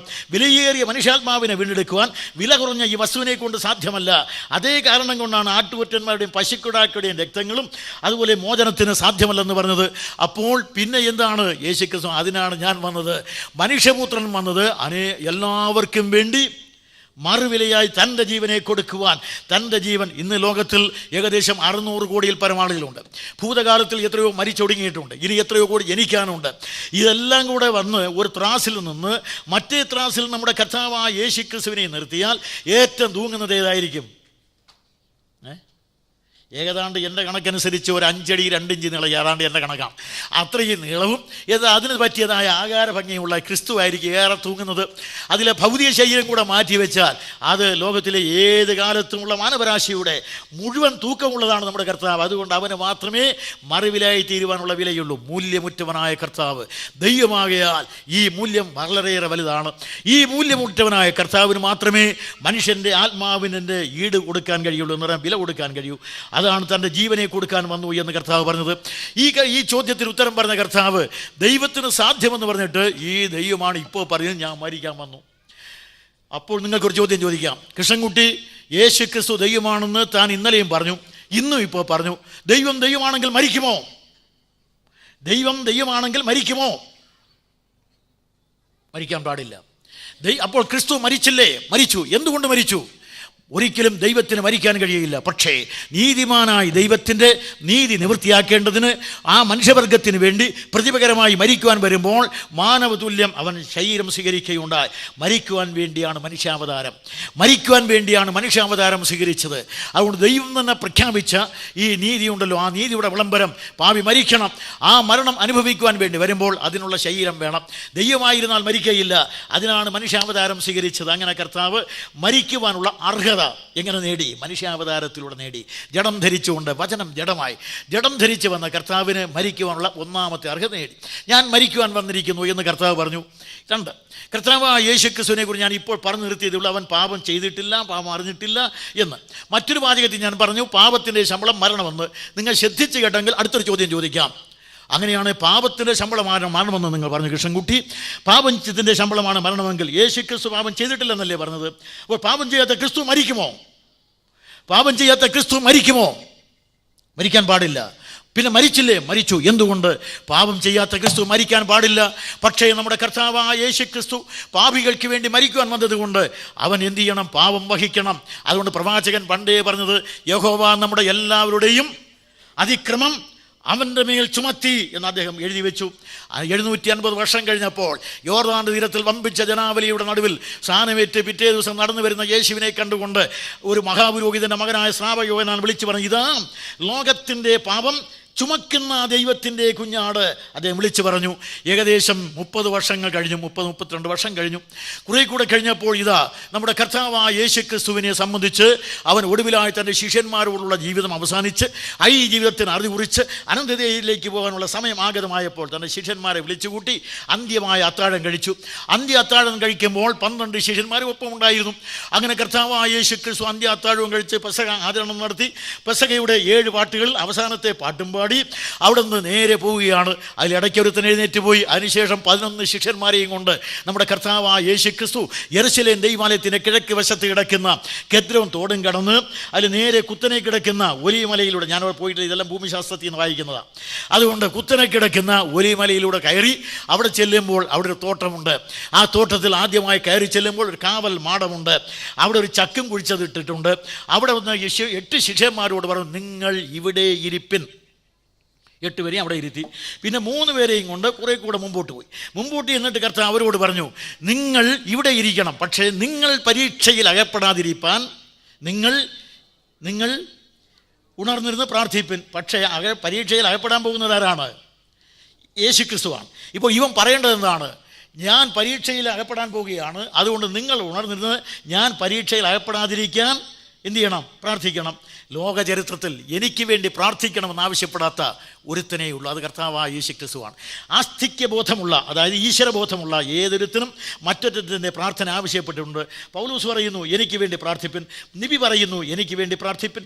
ഇതുപോലെ ചരിത്രത്തിൽ എത്രയോ ആളുകൾ, മഹാനായ മാർപ്പാപ്പ പറയുന്നതാണ് ബലഹീനദാസനായ എനിക്ക് വേണ്ടിയും പ്രാർത്ഥിപ്പിൻ. നമ്മുടെ ബിഷപ്പന്മാരും കർദിനാളന്മാരും എല്ലാം പറയുന്നത് എന്താണ്? ബലഹീനദാസനായ എനിക്ക് വേണ്ടിയും പ്രാർത്ഥിപ്പിൻ. നമ്മളെല്ലാവരും അങ്ങോട്ടും ഇങ്ങോട്ടുമൊക്കെ പ്രാർത്ഥിപ്പിനെന്ന് പറയും. പക്ഷേ ലോകത്തിൽ മനുഷ്യൻ്റെ പ്രാർത്ഥന ആവശ്യമില്ല എന്ന് പ്രഖ്യാപിച്ചുകൊണ്ട് എനിക്ക് വേണ്ടി പ്രാർത്ഥിക്കണമെന്നല്ല, നിങ്ങൾ പരീക്ഷയ്ക്ക് അകപ്പെടാതിരിപ്പാൻ നിങ്ങൾ ഉണർന്ന് പ്രാർത്ഥിപ്പിനെന്ന് ഒരു കല്ലേറപ്പുറം. ആ കല്ലേറിനെ കുറിച്ച് ഞാൻ പറഞ്ഞാൽ ഈ സമയം ഇവിടെ ഒന്നും നിൽക്കുകയില്ല, കല്ലേറിൻ്റെ ദൈർഘ്യം കൂടും. അതുകൊണ്ട് ഞാൻ ഇപ്പുറത്തേക്ക് വരിക. അതുകൊണ്ട് ഇവിടെ എഴുതിയിരിക്കുന്നത് ഇങ്ങനെ, കർത്താവായ യേശുക്രിസ്തു അവിടെ ചെന്ന് കവിണ്ണ് വീണ് പ്രാർത്ഥിക്കുകയുണ്ടായി. അവൻ പ്രാർത്ഥിച്ചുകൊണ്ടിരിക്കുമ്പോൾ, പ്രിയ സ്നേഹിതരെ, നമ്മുടെ കർത്താവായ യേശുക്രിസ്തു മുട്ടുകുത്തി അവിടെ നിന്ന് പ്രാർത്ഥിച്ചുകൊണ്ടിരിക്കുമ്പോൾ ലോകത്തിൻ്റെ ഭൂതവർത്തമാന ഭാവി കാലങ്ങൾ ജനിക്കുവാൻ പോകുന്ന മാനവരാശിയുടെ മുഴുവൻ പാപങ്ങളും അവൻ്റെ മേൽ പെയ്തിറങ്ങിക്കൊണ്ടിരുന്നു.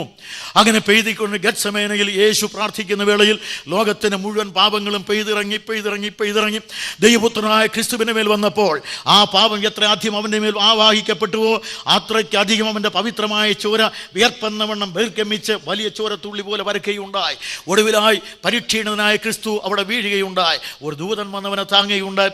നാം അറിയുന്നത് പോലെ തന്നെ ലോകത്തിൻ്റെ പാപം ചുമന്ന ദൈവപുത്രനായ യേശു ക്രിസ്തു ഗത്സമേനയിൽ ആ പാപം ചുമക്കുകയായിരുന്നു. പാപം അറിയാത്തവനെ നാം അവനിൽ ദൈവത്തിൻ്റെ നീതിയാകേണ്ടതിന് ദൈവം പാപമാക്കിയ സന്ദർഭമാണ് ഗത്സമേന.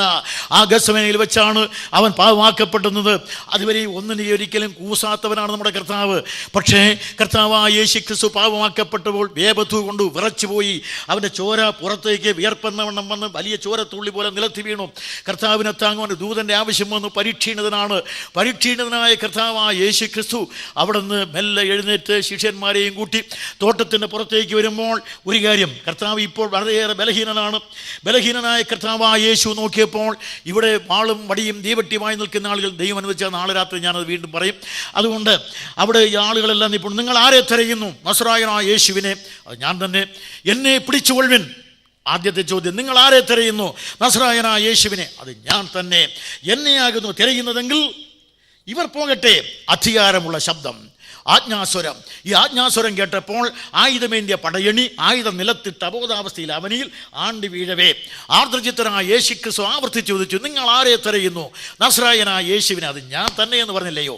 എന്നെ പിടിച്ചുകൊള്ളുവിൻ, ഇവർ പോകട്ടെ. ലോക ജനത ഒന്നടങ്കം വിടപ്പെടണം, എന്നെ പിടിക്കണം. ഞാൻ അതിനു വേണ്ടിയാണ് വന്നത്. ഞാൻ പിടിക്കപ്പെടണം. ഈ ലോക ജനത മുഴുവൻ വിടപ്പെടണം. അതിനു വേണ്ടിയാണ് ഞാൻ വന്നത്. എന്നെ പിടിച്ചുകൊള്ളുക. സമ്മതിച്ചു കൊടുത്തില്ലെങ്കിൽ പിടിക്കാനൊക്കെയില്ല. അതുകൊണ്ട് നിങ്ങൾ ആരെ തിരയുന്നു ചോദിച്ചാൽ നസ്രായനായ യേശുവിനെ എന്ന് പറഞ്ഞാൽ അത് ഞാനാകുന്നു എന്ന് പുറപ്പാട് പുസ്തകത്തിൽ മുഴങ്ങിക്കേട്ട ആ ശബ്ദമുണ്ടല്ലോ. ആ ശബ്ദം പണ്ട് നാം അറിയുന്ന ഏദൻ തോട്ടത്തിൽ മുഴങ്ങിയ ആ ശബ്ദം നൂറ്റാണ്ടുകൾ കൊണ്ട് ലോകത്തിന് മേൽ മുഴങ്ങിക്കൊണ്ടിരിക്കുന്ന ആ ശബ്ദം, പെരുവെള്ളത്തിൻ്റെ ഇരച്ചിനെ അതിജീവിക്കുന്ന ദൈവപുത്രന്റെ ശബ്ദം. ആ ശബ്ദം കേട്ടാൽ ലോകത്തിന് സംഭവിക്കുന്നതാണ്. ഈ ആയുധപ്പണിയെല്ലാം അവിടെ വീണുപോയി. അവിടെ പൗലോസിൻ്റെ വേറൊരു വാക്ക് കടമെടുത്ത് പറഞ്ഞാൽ ദൈവത്തിൻ്റെ ബലഹീനത മനുഷ്യൻ്റെ ബലത്തേക്കാൾ വലുതാണ്. ആ വാക്യത്തിൻ്റെ അർത്ഥം അവിടെയാണ് എനിക്ക് മനസ്സിലായത്. യേശുക്രിസ്തു പുറത്തേക്ക് വന്നു. അങ്ങനെ വന്ന കർത്താവായ യേശുക്രിസ്തു അവിടെ വന്ന് പിടിച്ചുകൊള്ളാൻ പറഞ്ഞ് അവർ പിടിച്ചു. ആദ്യമായി കർത്താവിന് വിസ്തരിച്ചത് മഹാപുരോഹിതനായ കയ്യഫാസിൻ്റെ അടുക്കൽ. അദ്ദേഹത്തെ ആദ്യമായി മഹാപുരോഹിതനായ ഹന്നാസിൻ്റെ അടുക്കൽ. ഹന്നാസ് അദ്ദേഹത്തെ ഹ്രസ്വമായ വിചാരണ നടത്തി. അതിനുശേഷം കയ്യഫാസിൻ്റെ പ്രഥമ വിചാരണ, അതിനുശേഷം പിലാത്തോസിൻ്റെ വിസ്താരം, പിന്നെയും കയ്യഫാസ്. അങ്ങനെ 3 വിസ്താരം പിലാത്തോസ് നടത്തി. ചുരുക്കി പറഞ്ഞ കയ്യഫാസിൻ്റെ അടുക്കൽ മഹാപുരോഹിതന്മാർ 3 പ്രാവശ്യം. മതകോടതികളിൽ കർത്താവായ യേശുക്രിസ്തു 3 പ്രാവശ്യം വിസ്തരിക്കപ്പെട്ടു. അതിനുശേഷം പിലാത്തോസിൻ്റെ, ഹേരോദാവിൻ്റെ, വീണ്ടും പിലാത്തോസിൻ്റെ 3 സിവിൽ കോടതികളിലും വിസ്തരിക്കപ്പെട്ടു. അങ്ങനെ 6 കോടതികളിൽ വിസ്തരിക്കപ്പെട്ടിട്ട് ഒടുവിലായി കർത്താവായ യേശുക്രിസ്തുവിനെ വിസ്തരിക്കാൻ അന്തിമ വിസ്താരത്തിനായി ഗവർണർ പിലാത്തോസിൻ്റെ അടുക്കൽ കൊണ്ടുവന്നു. പിലാത്തോസ് അവനെ വിസ്തരിച്ചു കൊണ്ടിരിക്കുന്നുണ്ട്. യാതൊരു കുറ്റവും കണ്ടില്ല. പിലാത്തോസ് യാതൊരു കുറ്റവുമില്ല, ഇവൻ നീതിമാൻ, ഇവന് കുറ്റവുമില്ല എന്ന് പറയുമ്പോൾ യഹൂദന്മാർ ആർത്താർത്ത് വിളിച്ചതെന്താണ്? അവനെ ക്രൂശിക്കുക, അവനെ ക്രൂശിക്കുക, അവനെ ക്രൂശിക്കുക. ഞാൻ ആദ്യം പറഞ്ഞ കാര്യം ഓർക്കണം. യേശുക്രിസ്തു പറഞ്ഞത്, ഞാൻ യെരൂശലേമിലേക്ക് പോകും, നിങ്ങളുടെ മൂപ്പന്മാരെന്നെ പിടിക്കും, അവരെന്നെ തല്ലും കൊല്ലുമെന്നല്ല, അവരെന്നെ ക്രൂശിച്ച് കൊല്ലുമെന്നാണ് പറഞ്ഞത്. അതിന് പ്രധാനപ്പെട്ട ഒരു ആവശ്യമുണ്ട്. അതുകൊണ്ട് അവൻ പറഞ്ഞു, എന്നെ അവർ ക്രൂശിച്ചാണ് കൊല്ലാൻ പോകുന്നത്, ഞാൻ ക്രൂശിൽ മരിക്കാനാണ് വന്നു എന്ന് പറയുകയുണ്ടായി. ഇപ്പോൾ യഹൂദന്മാരെല്ലാം അവിടെ നിന്ന് വിളിച്ചത്, അവനെ ക്രൂശിക്കുക. പിലാത്തോസ്, നിങ്ങളുടെ രാജാവിനെ ഞാൻ ക്രൂശിക്കണമോ? യഹൂദന്മാർ, കൈസറല്ലാതെ ഞങ്ങൾക്ക് വേറെ രാജാവില്ല. പിലാത്തോസ്, ഞാൻ ഇവനെ വിസ്തരിച്ചു, പരിശോധിച്ചു, ഒരു കുറ്റവും കാണുന്നില്ല. നിങ്ങൾ എന്ത് ചെയ്യുന്നു? പിലാത്തോസിനോട് യഹൂദന്മാർ, അവന് കുറ്റമില്ലെങ്കിൽ ഞങ്ങൾ നിന്റെ പക്കൽ ഏൽപ്പിക്കയില്ല. പിലാത്തോസ് ഉത്സവത്തിന് വിട്ടുതരുന്ന പതിവുണ്ട്. ഇവിടെ ഇതാ ബറബാസ്, ഇവിടെ ഇതാ ക്രിസ്തു. ആരെ വിട്ടുതരണം? യഹൂദന്മാർ ബറബാസിനെ വിട്ടുതരിക. പിലാത്തോസ് എന്നാൽ ക്രിസ്തു എന്ന യേശുവിനെ എന്ത് ചെയ്യണം? യഹൂദന്മാർ അവനെ ക്രൂശിക്കുക. പിലാത്തോസ് അവൻ ചെയ്ത ദോഷമെന്ത്? യഹൂദന്മാർ അവനിൽ കുറ്റമുണ്ട്. പിന്നെയും പിലാത്തോസ് ഇവൻ ചെയ്ത ദോഷമെന്ത്? പറയട്ടെ വത്തിക്കാൻ, പറയട്ടെ റോം, പറയട്ടെ ലോകം, പറയട്ടെ അറേബ്യ, പറയട്ടെ ഭാരതം, ഇവൻ ചെയ്ത ദോഷമെന്ത്? നിന്റെ വിശന്നവർക്ക് അപ്പം തന്നതാണോ? ദാഹിച്ചവർക്ക് ജീവജലം തന്നതാണോ? നിന്നെ മരിച്ചവരെ ജീവിപ്പിച്ചതാണോ? നിന്നെ മുടന്തന്മാരെ നടക്കുമാറാക്കിയതാണോ? കുടന്മാർക്ക് കാഴ്ച കൊടുത്തതാണോ? ആർക്കും വേണ്ടാതെ എന്നേക്കുമായി ചേറ്റുവള്ളങ്ങൾ വലിച്ചെറിഞ്ഞവർക്ക് ജീവിതം നൽകിയതാണോ? ഇവൻ ചെയ്ത ദോഷമെന്ത്? ഞാനത് വിശദീകരിച്ച സമയം പോകും, നമ്മുടെ സമയം ഓടിപ്പോവുക. അതുകൊണ്ട് കർത്താവായ യേശുക്രിസ്തുവിനെ സംബന്ധിച്ച് അവിടുന്ന് ലോകത്തിലേക്ക് വന്നത് മനുഷ്യവർഗത്തെ രക്ഷിക്കുവാൻ, ക്രൂശിക്കുവാൻ, മരിക്കുവാൻ. യേശുവിനെ ക്രൂശിക്കണം എന്നാണ് യഹൂദന്മാർ പറഞ്ഞത്. യേശുക്രിസ്തു ഒന്ന് യഹൂദനാണ്. യേശുക്രിസ്തുവിനെ മേലെ യഹൂദന്മാർ ചുറ്റിയ കുറ്റം എന്തായിരുന്നു? ദൈവദൂഷണം. കാരണം നിന്നെ തന്നെ ദൈവത്തോട് സമനാക്കി, യോഹന്നാൻ 5:18, ദൈവത്തിന് സമനാക്കി എന്നുള്ള ആരോപണം. അതുകൊണ്ട് ഇപ്പോൾ ദൈവദൂഷണമാണ് പറഞ്ഞത്. ദൈവദൂഷണത്തിന് ന്യായപ്രമാണം പറയുന്ന ശിക്ഷ എന്താണ്? ദൈവദൂഷണത്തിന് ന്യായപ്രമാണം പറയുന്ന ശിക്ഷ പാസ്റ്റർ സോമൻ, അവനെ കല്ലെറിഞ്ഞു കൊല്ലണം. ഒരൊറ്റ യഹൂദനെങ്കിലും പറഞ്ഞു ഇവനെ കല്ലെറിഞ്ഞു കൊല്ലണമെന്ന്? അവനെ കല്ലെറിഞ്ഞെന്ന് ഒറ്റ യഹൂദൻ പറഞ്ഞില്ല. എല്ലാവരും പറഞ്ഞു ക്രൂശിക്കണമെന്നാണ്. ഈ ഒന്ന്. രണ്ടാമത്, യേശുക്രിസ്തു യഹൂദനെന്ന് മാത്രമല്ല, റോമൻ സാമ്രാജ്യത്തിലാണ് അദ്ദേഹം ജനിച്ചതും ജീവിച്ചതും. റോമൻ അതുകൊണ്ട് ഞാനിങ്ങനെ കൂട്ടിച്ചേർക്കുകയാണ്, റോമൻ പൗരനാണ്. അപ്പോൾ റോമൻ പൗരനെ സംബന്ധിച്ചൊരു കാര്യം, അവനെ വാളുകൊണ്ട് വെട്ടിക്കൊല്ലണം. ഒരിക്കലും ഒരു റോമൻ പൗരനെ മറ്റു നിലയിൽ ശിക്ഷിക്കാൻ പാടില്ല. ഉദാഹരണം, പൗലോസിനെ പിടിച്ചു, വാറുകൊണ്ട് കെട്ടി, ഫിലിപ്പിയിൽ വെച്ച് കോലുകൊണ്ട് അടിച്ചു. പൗലോസ് ഉടനെ ചോദിച്ചു, വിസ്താരം കഴിയാത്ത റോമ പൗരനായ എന്നെ നീ വിസ്താരിക്കുന്നതിന് മുമ്പ് കോലുകൊണ്ട് അടിക്കുന്നുവോ? ഫിലിപ്പിന് ശതാധിപൻ ജയിലർ വിറച്ചുപോയി. അദ്ദേഹം അവതാപറഞ്ഞ് അവിടെ നിന്ന് വിട്ടു. പിന്നീട് ഒരിക്കൽ അദ്ദേഹത്തെ അറസ്റ്റ് ചെയ്തപ്പോൾ വാറുകൊണ്ട് കെട്ടി. ഉടനെ അദ്ദേഹം ചോദിച്ചു, വിസ്താരം കഴിയാത്ത റോമ പൗരനായ എന്നെ നീ വാറുകൊണ്ട് കെട്ടുന്നുവോ? ശതാധിപൻ ഭയന്നു. സഹസ്രാധിപൻ പറഞ്ഞു, ഈ മനുഷ്യൻ റോമൻ പൗരനാകുന്നു. ഉടനെ അദ്ദേഹം വെച്ചു, നീ റോമൻ പൗരനാകുന്നത് ഞാൻ പറഞ്ഞത്, ഒരു റോമൻ പൗരനെ വാറുകൊണ്ട് കെട്ടരുത്, ചാട്ട കൊണ്ട് അടിക്കരുത്, ക്രൂശിൽ തറയ്ക്കരുത് എന്നാണ് വിധി.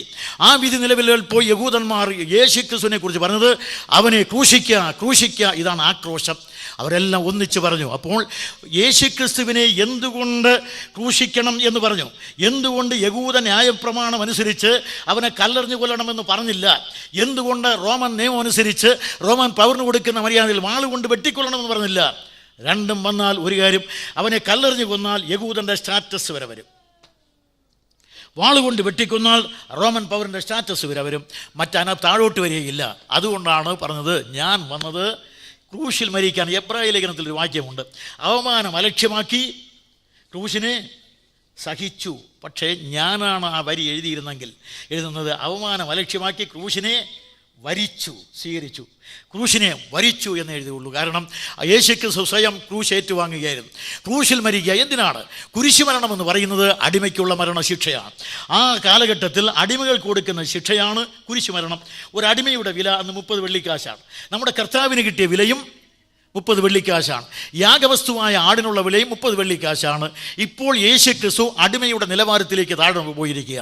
ഇപ്പോൾ അവനെ ക്രൂശിക്കണമെന്ന് പറയുമ്പോൾ ക്രൂശിത്തറയ്ക്കണ അടിമകൾക്കുള്ള ശിക്ഷയാണ് ഈ കുരിശുമരണം. ഫിലിപ്പി ലേഖനം ഞാൻ പറഞ്ഞല്ലോ, അവിടെ മനുഷ്യ സാദൃശ്യത്തിലായി ദാസരൂപം എടുത്തു. പിന്നെ പറഞ്ഞിരിക്കുന്നത് മരിച്ചു എന്നല്ല, മരണത്തോളം എന്ന് പറഞ്ഞിട്ട് ഉടനെ പൗലോസ് ആനുഷംഗികമായി ഒരു വരയിട്ട് ഇപ്പുറത്തെഴുതി. എന്തെഴുതി?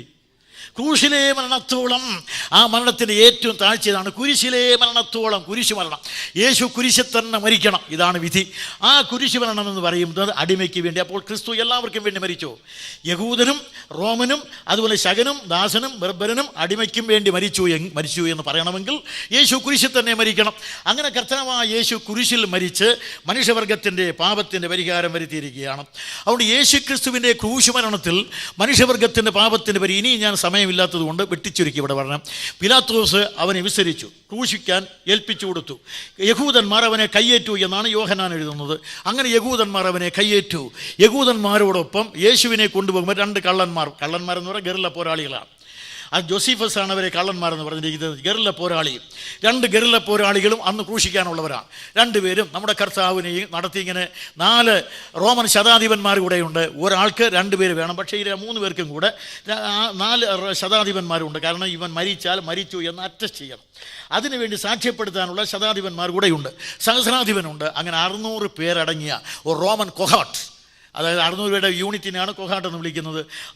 അതുകൊണ്ട് അതുകൂടെ യഹൂദന്മാരുടെ ദൈവാലയത്തിലെ കാവൽ പടയാളികളുമുണ്ട്. ഇവരെല്ലാം കൂടെയാണ് യേശുവിനെ ക്രൂശിക്കാൻ കൊണ്ടുപോകുന്നത്. തളർന്ന് വീഴുന്ന കർത്താവായ യേശു ക്രിസ്തു, അടിച്ചടിച്ച് നടത്തുന്ന റോമൻ പടയാളികൾ, തെറിച്ച് വീഴുന്ന ചോരയുടെ തുള്ളികൾ, ലോകത്തിൻ്റെ പാപത്തിൻ്റെ പരിഹാരത്തിനുള്ള രക്താർപ്പണം നരങ്ങേറിപ്പോകുകയാണ്.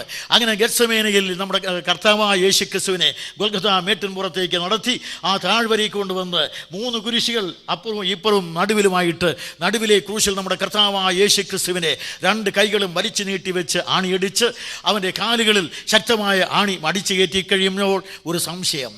അന്ന് ആ പവിത്രമായ പാണികളിൽ, അനുഗ്രഹീതമായി കുരുടന്മാരുടെ കാഴ്ച മാറ്റുവാൻ വേണ്ടി സഹായിച്ച പാണികളിൽ, ചേറുകുടച്ച ആ പാണികളിൽ, അനേകരുടെ വിശപ്പിന് അപ്പം നുറുക്കിക്കൊടുത്ത ആ പവിത്രമായ പാണികളിൽ, ആളുകൾ വെറുത്ത് അവഗണിച്ച് അവിടെ തള്ളിയ കുഷ്ഠരോഗികളെ തൊട്ട് സൗഖ്യമാക്കുവാൻ ഉപയോഗിച്ച ആ പവിത്ര പാണികളിൽ റോമൻ പടയാളികൾ കാരിലും പാണി വെച്ച് ചുറ്റിക്കൊണ്ട് ആഞ്ഞടിച്ചപ്പോൾ ഉണ്ടായ ശബ്ദമല്ലേ 2000 ആണ്ടുകൊണ്ട് നമ്മുടെ പള്ളി മണികളിലൂടെ മുടങ്ങി കാതുകളിൽ അലച്ചുകൊണ്ടിരിക്കുന്നത്.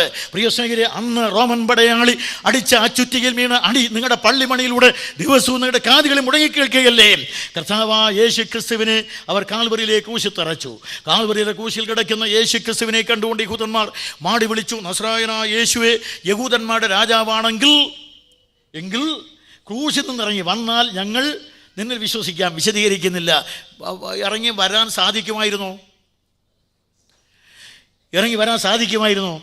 ഉണ്ടാകട്ടെ എന്ന ഉച്ചാരണം കൊണ്ട് തരിതാര സൂര പാരാവാര പർവ്വത പർവാലങ്കൃതമായി ബ്രഹ്മാണ്ഡ ഘടകത്തിന് ജന്മം കൊടുത്ത, അലകൾ കൊണ്ട് അലറി വരുന്ന ആഴി കണ്ട് അമ്പരന്ന് പോകാതെ അമരുക എന്ന വാക്കുകൊണ്ട് അമർത്തിപ്പിടിച്ച, മൃതിഹസ്തം എന്ന മൃത്യുവിൻ്റെ ഹസ്തം പിടിച്ച് മൃതമായ ശരീരത്തെ മുൻപിലൂടെ എഴുന്നള്ളിക്ക് വരുമ്പോൾ എഴുന്നേറ്റ് പോക എന്ന് പറഞ്ഞ് ജീവിപ്പിച്ച് എഴുന്നേൽപ്പിക്കുവാൻ കഴിയുന്ന നസറായനായ യേശുവിന് ഈ 6 ഇഞ്ച് ആണി ഒരു ചുക്കുമല്ല. പക്ഷേ അവൻ എന്ത് ചെയ്തു? ഇറങ്ങി വന്നില്ല. എന്തുകൊണ്ട്? നസറായനായ യേശു ഇറങ്ങി വന്നാൽ വിശ്വസിക്കാം. വില്യം ബൂത്ത് അതിന് മറുപടി പറഞ്ഞു, അല്ലയോ നസ്രായനായ യേശുവേ, ക്രൂശിൽ നിന്നിറങ്ങി വരാത്തത് കൊണ്ട് ഞങ്ങൾ നിന്നിൽ വിശ്വസിക്കുന്നു. അല്ലയോ നസ്രായനായ യേശുവേ, അന്ന് അവിടുന്ന് ക്രൂശിൽ നിന്നിറങ്ങി വന്നെങ്കിൽ പാപികളായ ഞങ്ങൾ ഒരിക്കലും രക്ഷിക്കപ്പെടുമായിരുന്നില്ല. ഞങ്ങളുടെ പാപത്തിന് മോചനം കിട്ടുകയില്ല, സ്വർഗം ഞങ്ങൾക്ക് വേണ്ടി തുറക്കപ്പെടുകയില്ല. കർത്താവായ യേശു ആ വെല്ലുവിളി സ്വീകരിച്ചിട്ട് ഒരിക്കലും പ്രതികരിച്ചില്ല. അവൻ അനങ്ങാതെ കിടന്നു. ഞാൻ ഇനി അവൻ വിശദീകരിക്കുന്നില്ല. ക്രിസ്തു മരിച്ചു. ഉറക്കെ നിലവിളിച്ച് പ്രാണനെ വിട്ടു. യേശുവിൻ്റെ ഉറച്ച നിലവിളി. ആ കർത്താവായ യേശു മരിച്ചു, അടക്കപ്പെട്ടു. യേശുക്രിസ്തുവിൻ്റെ മരണമാണ് ഇപ്പോൾ വീണ്ടും പ്രശ്നമായിരിക്കുന്നത്. മരിച്ചാൽ യേശുക്രിസ്തു മരിച്ചു എന്ന് വന്നാൽ അത് സാധാരണ ഒന്നായി തീരും. നേരെ മറിച്ച് യേശു മരിച്ചു എന്ന് പറഞ്ഞാൽ ഈ പ്രസംഗം ഞാനിവിടെ നിർത്തിയാൽ എൻ്റെ പ്രസംഗം അപൂർണമാകും. അതുകൊണ്ട് സുവിശേഷ പ്രസംഗം എന്ന് പറയുമ്പോൾ ദാവീദിൻ്റെ സന്തതിയായി ജനിച്ച് മരിച്ചിട്ട് ഉയർത്തെഴുന്നേറ്റ യേശു ക്രിസ്തുവിനെ ഓർത്തുകൊള്ളുക, ഇതാകുന്നു എൻ്റെ സുവിശേഷം. പൗലോസ് പറഞ്ഞതാ, ഇതാണ് എൻ്റെ സുവിശേഷം. അതുകൊണ്ട് ദാവീദിൻ്റെ സന്തതിയായി ജനിച്ചവൻ, മരിച്ചവൻ, ഉയർത്തെഴുന്നേറ്റവൻ യേശു ക്രിസ്തു ക്രൂശിൽ മരിച്ചു. ഞാൻ മരിക്കാൻ വന്നു എന്ന് പറഞ്ഞതനുസരിച്ച് ക്രൂശിൽ തന്നെ മരിച്ചു കഴിഞ്ഞപ്പോൾ അവൻ മരിച്ചു എന്ന് ഉറപ്പ് വരുത്തി. അതൊക്കെ നിങ്ങൾക്കറിയാം. ഉറപ്പ് വരുത്തിയിട്ട് ആ ശവം ഏറ്റുവാങ്ങി. ആ ശവത്തെ കൊണ്ടുവന്ന് യഹൂദന്മാരുടെ ശവമടക്കുന്ന മര്യാദ പ്രകാരമെന്നാണ് യോഹന്നാൻ പറയുന്നത്. യഹൂദന്മാരുടെ ശവമടക്കുന്ന മര്യാദ പ്രകാരം എന്ന് പറഞ്ഞാൽ ഒരു തരം എംബാം ചെയ്തിട്ട്, ഒരു തരത്തിലുള്ള എംബാം ചെയ്ത് ആ ശരീരത്തിൽ 100 റാത്തൽ സുഗന്ധക്കൂട്ട് നിക്കോദോമസ് കൊണ്ട് കൊടുത്തു. അത് നിക്കോദോമസ് നല്ല കാര്യം ചെയ്തതാണ്. വരുവാനുള്ള പ്രവാചകൻ ഇവനാണെന്ന് പ്രതീക്ഷിച്ചിരുന്ന മഹാമനുഷ്യൻ മശിയാണെന്ന് വിചാരിച്ച് ഈ മശിക്ക് വേണ്ടിയുള്ള അർപ്പണമായിട്ട് 100 റാത്തൽ സുഗന്ധക്കൂട്ട്.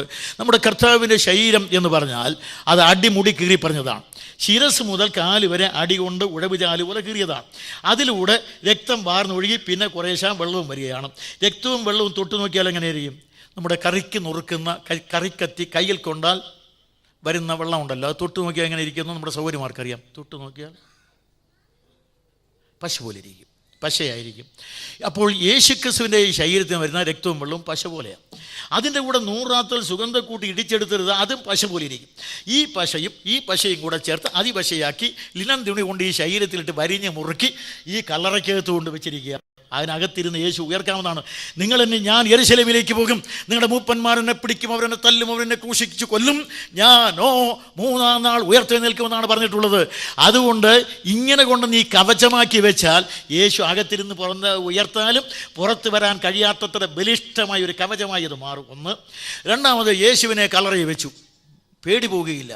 ചത്ത യേശുവാണ് ഇപ്പോൾ ഭയാനകമായി പേടിയായിരിക്കുന്നത്. ജീവിച്ചിരിക്കുന്ന പിന്നെയും ക്രൂശിക്കാം, പക്ഷേ ചത്ത ക്രിസ്തുവിനെ എന്ത് ചെയ്യാൻ?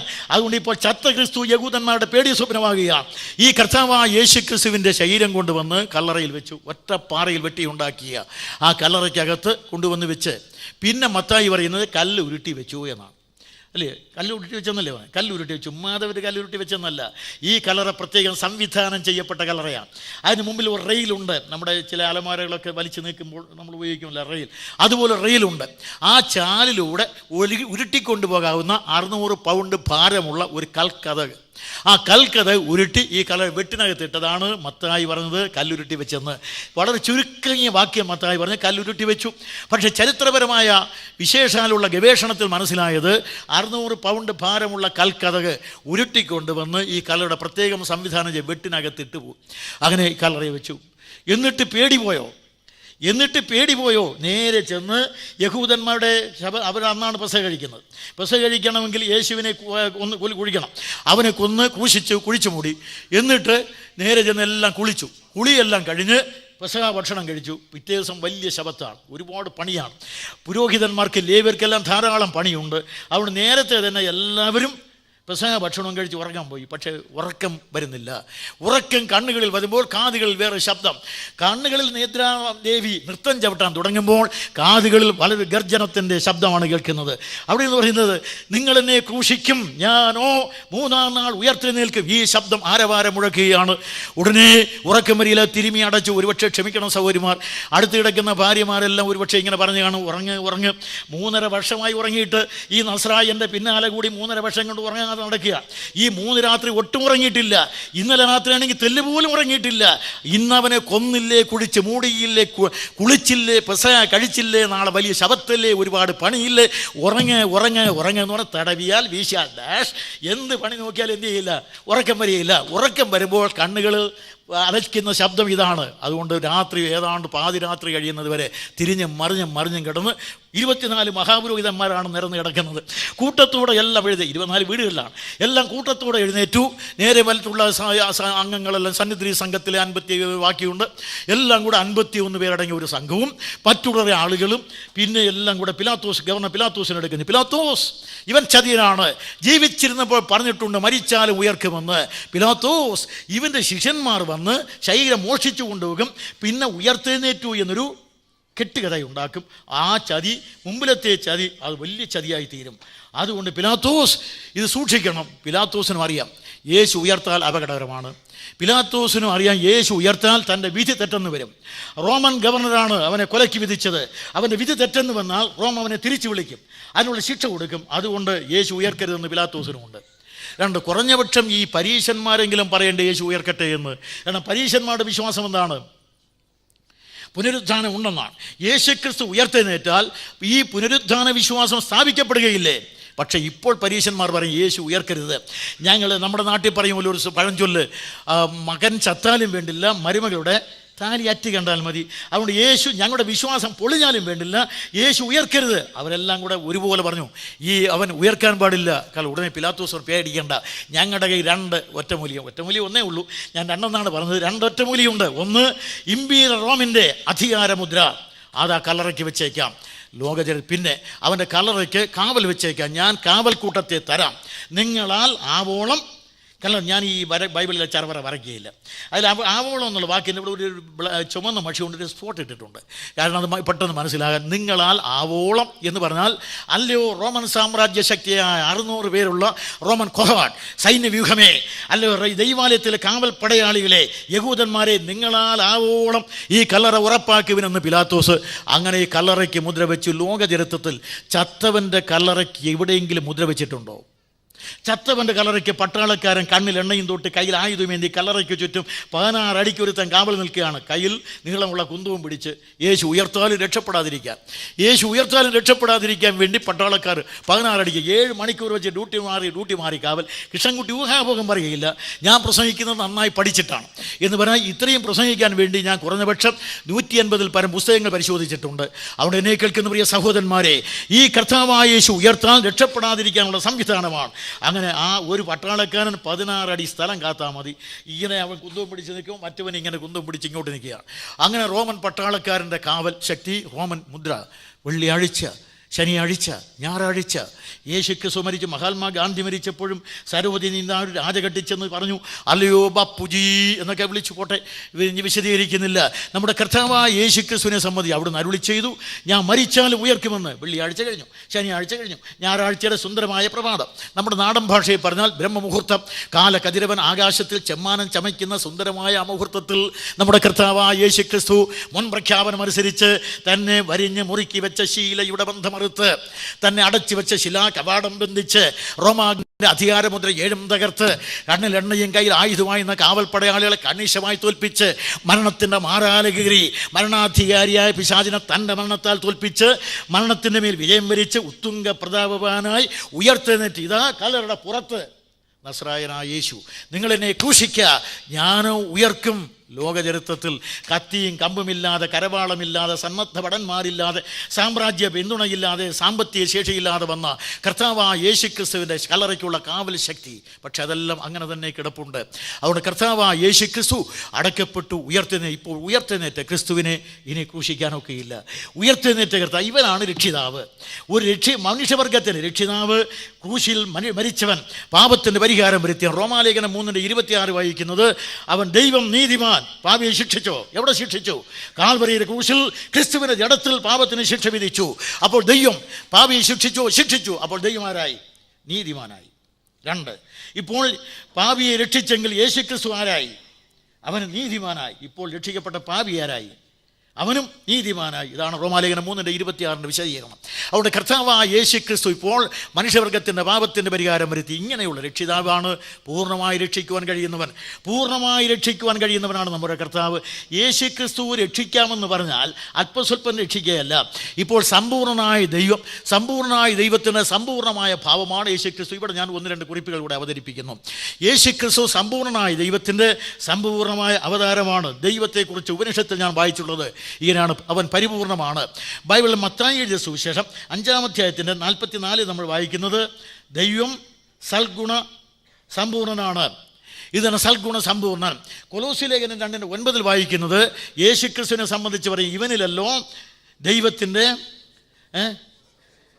സർവ്വസമ്പൂർണതയും ദേഹരൂപമായി വസിക്കുന്നത്. നമ്മുടെ കർത്താവായ യേശുക്രിസ്തു സൽഗുണപൂർണനാണ്. അപ്പോൾ ഈ സൽഗുണപൂർണത ദൈവപുത്രനായ കർത്താവായ യേശുക്രിസ്തുവിൽ വിളങ്ങിയതായ സൽഗുണപൂർത്തി. കർത്താവ് മരിച്ച് അടക്കപ്പെട്ട് ഉയർത്തെഴുന്നേറ്റപ്പോഴാണ് ഇത് വളരെ അർത്ഥവത്തായി തീരുന്നത്. ഉപനിഷത്ത് പറയുന്നത് പൂർണ്ണമിത പൂർണ്ണാൽ പൂർണ്ണമുദച്ഛതേ പൂർണ്ണസ്യ പൂർണ്ണമാദായ, പൂർണ്ണത്തിൽ നിന്ന് പൂർണ്ണമെടുക്കുക, പൂർണ്ണമേവ അവശിഷ്യതേ, പൂർണ്ണം തന്നെ ഇത്, പൂർണ്ണത്താൽ പൂർണ്ണം വരുന്നു, പൂർണ്ണത്തിൽ നിന്ന് പൂർണ്ണമെടുക്കുക, പൂർണ്ണം പിന്നെയും ശേഷിക്കും. അപ്പോൾ എടുക്കാവുന്നതും അവശേഷിക്കുന്നതായ പൂർണ്ണതയിൽ എടുക്കാവുന്ന പൂർണ്ണതയാണ് നമ്മുടെ കർത്താവായ യേശുക്രിസ്തു. എടുത്താലും ന്യൂനയില്ലാത്ത പൂർണ്ണൻ ഇപ്പോൾ മരിച്ച് അടക്കപ്പെട്ട് ഉയർത്തെഴുന്നേറ്റ് ഉത്തുംഗ പ്രതാപവാനായി നിലകൊള്ളുന്ന കർത്താവായ യേശുക്രിസ്തു. എല്ലാവർക്കും ഒരു മോഹമുണ്ട്, തങ്ങളുടെ നേതാക്കന്മാരെ ഒന്ന് ഉയർപ്പിച്ചാൽ കൊള്ളാമെന്ന്. പക്ഷേ തൂലികയുടെ തുമ്പ് കൊടുത്ത് കടലാസിൽ ഉയർപ്പിക്കുക അല്ലാതെ ശരീരമായി ഉയർക്കയില്ല. ഡോക്ടർ രാധാകൃഷ്ണൻ യേശുക്രിസ്തുവിൻ്റെ പുനരുത്ഥാനത്തെക്കുറിച്ച് ഇങ്ങനെ എഴുതി, ശാരീരിക മരണത്തിന്മേലുള്ള ആത്മീയ വിജയമാണ് യേശുക്രിസ്തുവിൻ്റെ ഒരു പുനരുത്ഥാനം. അദ്ദേഹം എഴുതുകയുണ്ടായി. ഞാനൊരു കായംകുളത്ത് പ്രസംഗിക്കുമ്പോൾ ഈ മുസ്ലിങ്ങളിൽ തന്നെ ഉള്ള ഒരു ഗ്രൂപ്പുണ്ട്, ഖാദിയാനികൾ, അഹമ്മദിയാസ്. അവരെല്ലാം കൂടെ എൻ്റെ വേദി ബലമായി കയ്യേറി. വലിയ ആൾക്കൂട്ടമായിരുന്നു. പക്ഷേ ബലമായി കയ്യേറി അവർ എനിക്കെതിരായിട്ട് ഹിന്ദു ക്രിസ്ത്യാനിയുടെ ഉപക്രോശം ഒന്ന് ലഘുലേഖ പ്രസിദ്ധീകരിച്ചു. അപ്പോൾ അത് കഴിഞ്ഞിട്ട് യേശുക്രിസ്തു കാശ്മീരിൽ വന്ന് മരിച്ചു എന്നാണ് വാദഗതി. ആ വാദഗതിയുടെ ലഘുലേഖകളെല്ലാം വിതരണം ചെയ്തു. അത് കേട്ടപ്പോൾ എനിക്കൊരു ചെറിയ ആവേശം. ഞാൻ വിചാരിച്ചു, എന്നാൽ ഈ കാശ്മീരിലെ കല്ലറ ഒന്ന് കാണണമല്ലോ എന്ന്. അപ്പോൾ 2 മുസ്ലിം കൂട്ടുകാരും എനിക്കുണ്ട്. 2 പേരും അധ്യാപകരാണ്. വേറൊരു സുഹൃത്തും. ഞങ്ങൾ 4 പേരായിട്ട് നേരെ കാശ്മീരിൽ ചെന്നു. കാശ്മീരിൽ ശ്രീനഗറിനടുത്ത് കാനിയാർ ഗ്രാമത്തിൽ ഒരു കല്ലറയുണ്ട്. ആ കല്ലറയിൽ എഴുതി വെച്ചിട്ടുണ്ട് ഊസ് ആസാഫിൻ്റെ കല്ലറ. ആ ആസാഫിൻ്റെ കല്ലറ വാതിക്കലെത്തിയപ്പോൾ അവിടെ നിന്ന ഒരാൾ കാവൽക്കാരൻ അയാൾ ഓരോരുത്തരെ കടത്തി വിടുന്നു. അപ്പോൾ അതിന് ഫീസുണ്ട്, അത് കൊടുത്ത് ഞങ്ങൾ പാസ്സൊക്കെ എടുത്താണ് പോകുന്നത്, കയറ്റി വിടും. അപ്പോൾ എന്നോട് ചോദിച്ചു പേരെന്താണ്? ഞാൻ പറഞ്ഞു എൻ്റെ പേര് കൃഷ്ണൻകുട്ടി എന്നാണ്, എനിക്ക് ദ്വിഭാഷയുണ്ട് എന്ന് പറഞ്ഞാൽ ഉറുദുവിൽ സംസാരിക്കാം. അപ്പോൾ ഇയാൾ ചോദിച്ചു കൃഷ്ണൻകുട്ടി കാഫർ എന്ന് പറഞ്ഞാൽ അവിശ്വാസി, കടത്തി വിടുകയില്ല. അപ്പോൾ എനിക്കൊരു കാര്യം പറയാൻ, പതുക്കെ ഈസാ നബി, മൂസാ നബി, എല്ലാ നബിയും പൈസാ നബീൻ്റെ കീഴിലാണല്ലോ. ഇയാൾക്ക് 2 ചൂട് നോട്ട് കൊടുത്തു. അത് കൊടുത്തു കഴിഞ്ഞപ്പോൾ ഇയാൾ എന്നെ കണ്ണടച്ച് നിന്നു. ഞാൻ അകത്ത് കയറി. പിന്നെ ഒരു കല്ലറയുടെ അകത്തിറങ്ങണം, എനിക്ക് കല്ലറയുടെ അകത്തിറങ്ങി ഫോട്ടോ എടുക്കണം. അതിന് ഇറങ്ങാൻ വേറെ ആരും കൂടെ ഇറങ്ങിയില്ല, അവരെല്ലാം പുറത്ത് നിൽക്കുകയാണ്. എനിക്ക് കല്ലറയുടെ അകത്തിറങ്ങണമായിരുന്നു. അകത്തിറങ്ങാൻ നേരത്തെ അവിടെ ഇവൻ പേര് കൃഷ്ണൻകുട്ടി കാഫർ, കടത്തി വിടുകയില്ല. അവന് കൊടുത്തതിനേക്കാൾ അല്പം കൂടെ മൂല്യമുള്ള 2 നോട്ട് ഇവനും കൊടുത്തു. അപ്പോൾ അവനും കണ്ണടച്ചു. ഞാൻ ഇറങ്ങി ഫോട്ടോ എടുത്ത് ഒരു പുസ്തകം എഴുതിയിട്ടുണ്ട്. ഇപ്പോൾ അത് വിപുലമായി ഇറക്കിയിട്ടുണ്ട് ഞാൻ. അഹമ്മദിയ ഖണ്ഡനം. അഹമ്മദിയർ ഇസ്ലാമിനും ദോഷമാണ്, ക്രിസ്ത്യാനികൾക്ക് ദോഷമാണ്, നമുക്കെല്ലാം ദോഷമാണ്. അതുകൊണ്ട് മുസ്ലിം സഹോദരന്മാരെ നിങ്ങൾ ഒന്നിച്ച് ഇവരെ എതിർക്കേണ്ടതാണ്. അതുകൊണ്ട് അഹമ്മദ് ഖാദിയാനികൾ, അതിനുശേഷം അവരെന്നോട് ക്ഷമാപണം ചെയ്തിട്ടുണ്ട്. കൃഷ്ണൻകുട്ടി, ഞങ്ങൾ കുറേയൊക്കെ പറഞ്ഞതൊക്കെ ക്ഷമിക്കണം, ഞങ്ങൾക്ക് നിങ്ങൾ അറിയാവുന്നത്ര അന്നറിഞ്ഞുകൂടായിരുന്നു എന്നൊക്കെ അവർ സമ്മതിച്ചിട്ടുണ്ട്.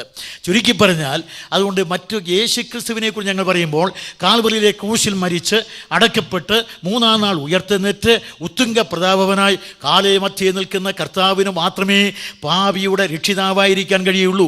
അവൻ മാത്രമാണ് പാപികളുടെ രക്ഷിതാവ്. ഇത്രയും ഞാൻ പറഞ്ഞതിൽ നിന്ന് ഒരു കാര്യം വ്യക്തമാണ്, പാപികളെ രക്ഷിക്കാൻ ആർക്ക് കഴിയും? ദൈവത്തിനേ കഴിയൂ. ആ ദൈവം ഇറങ്ങി വന്നവനാണ് കർത്താവ്.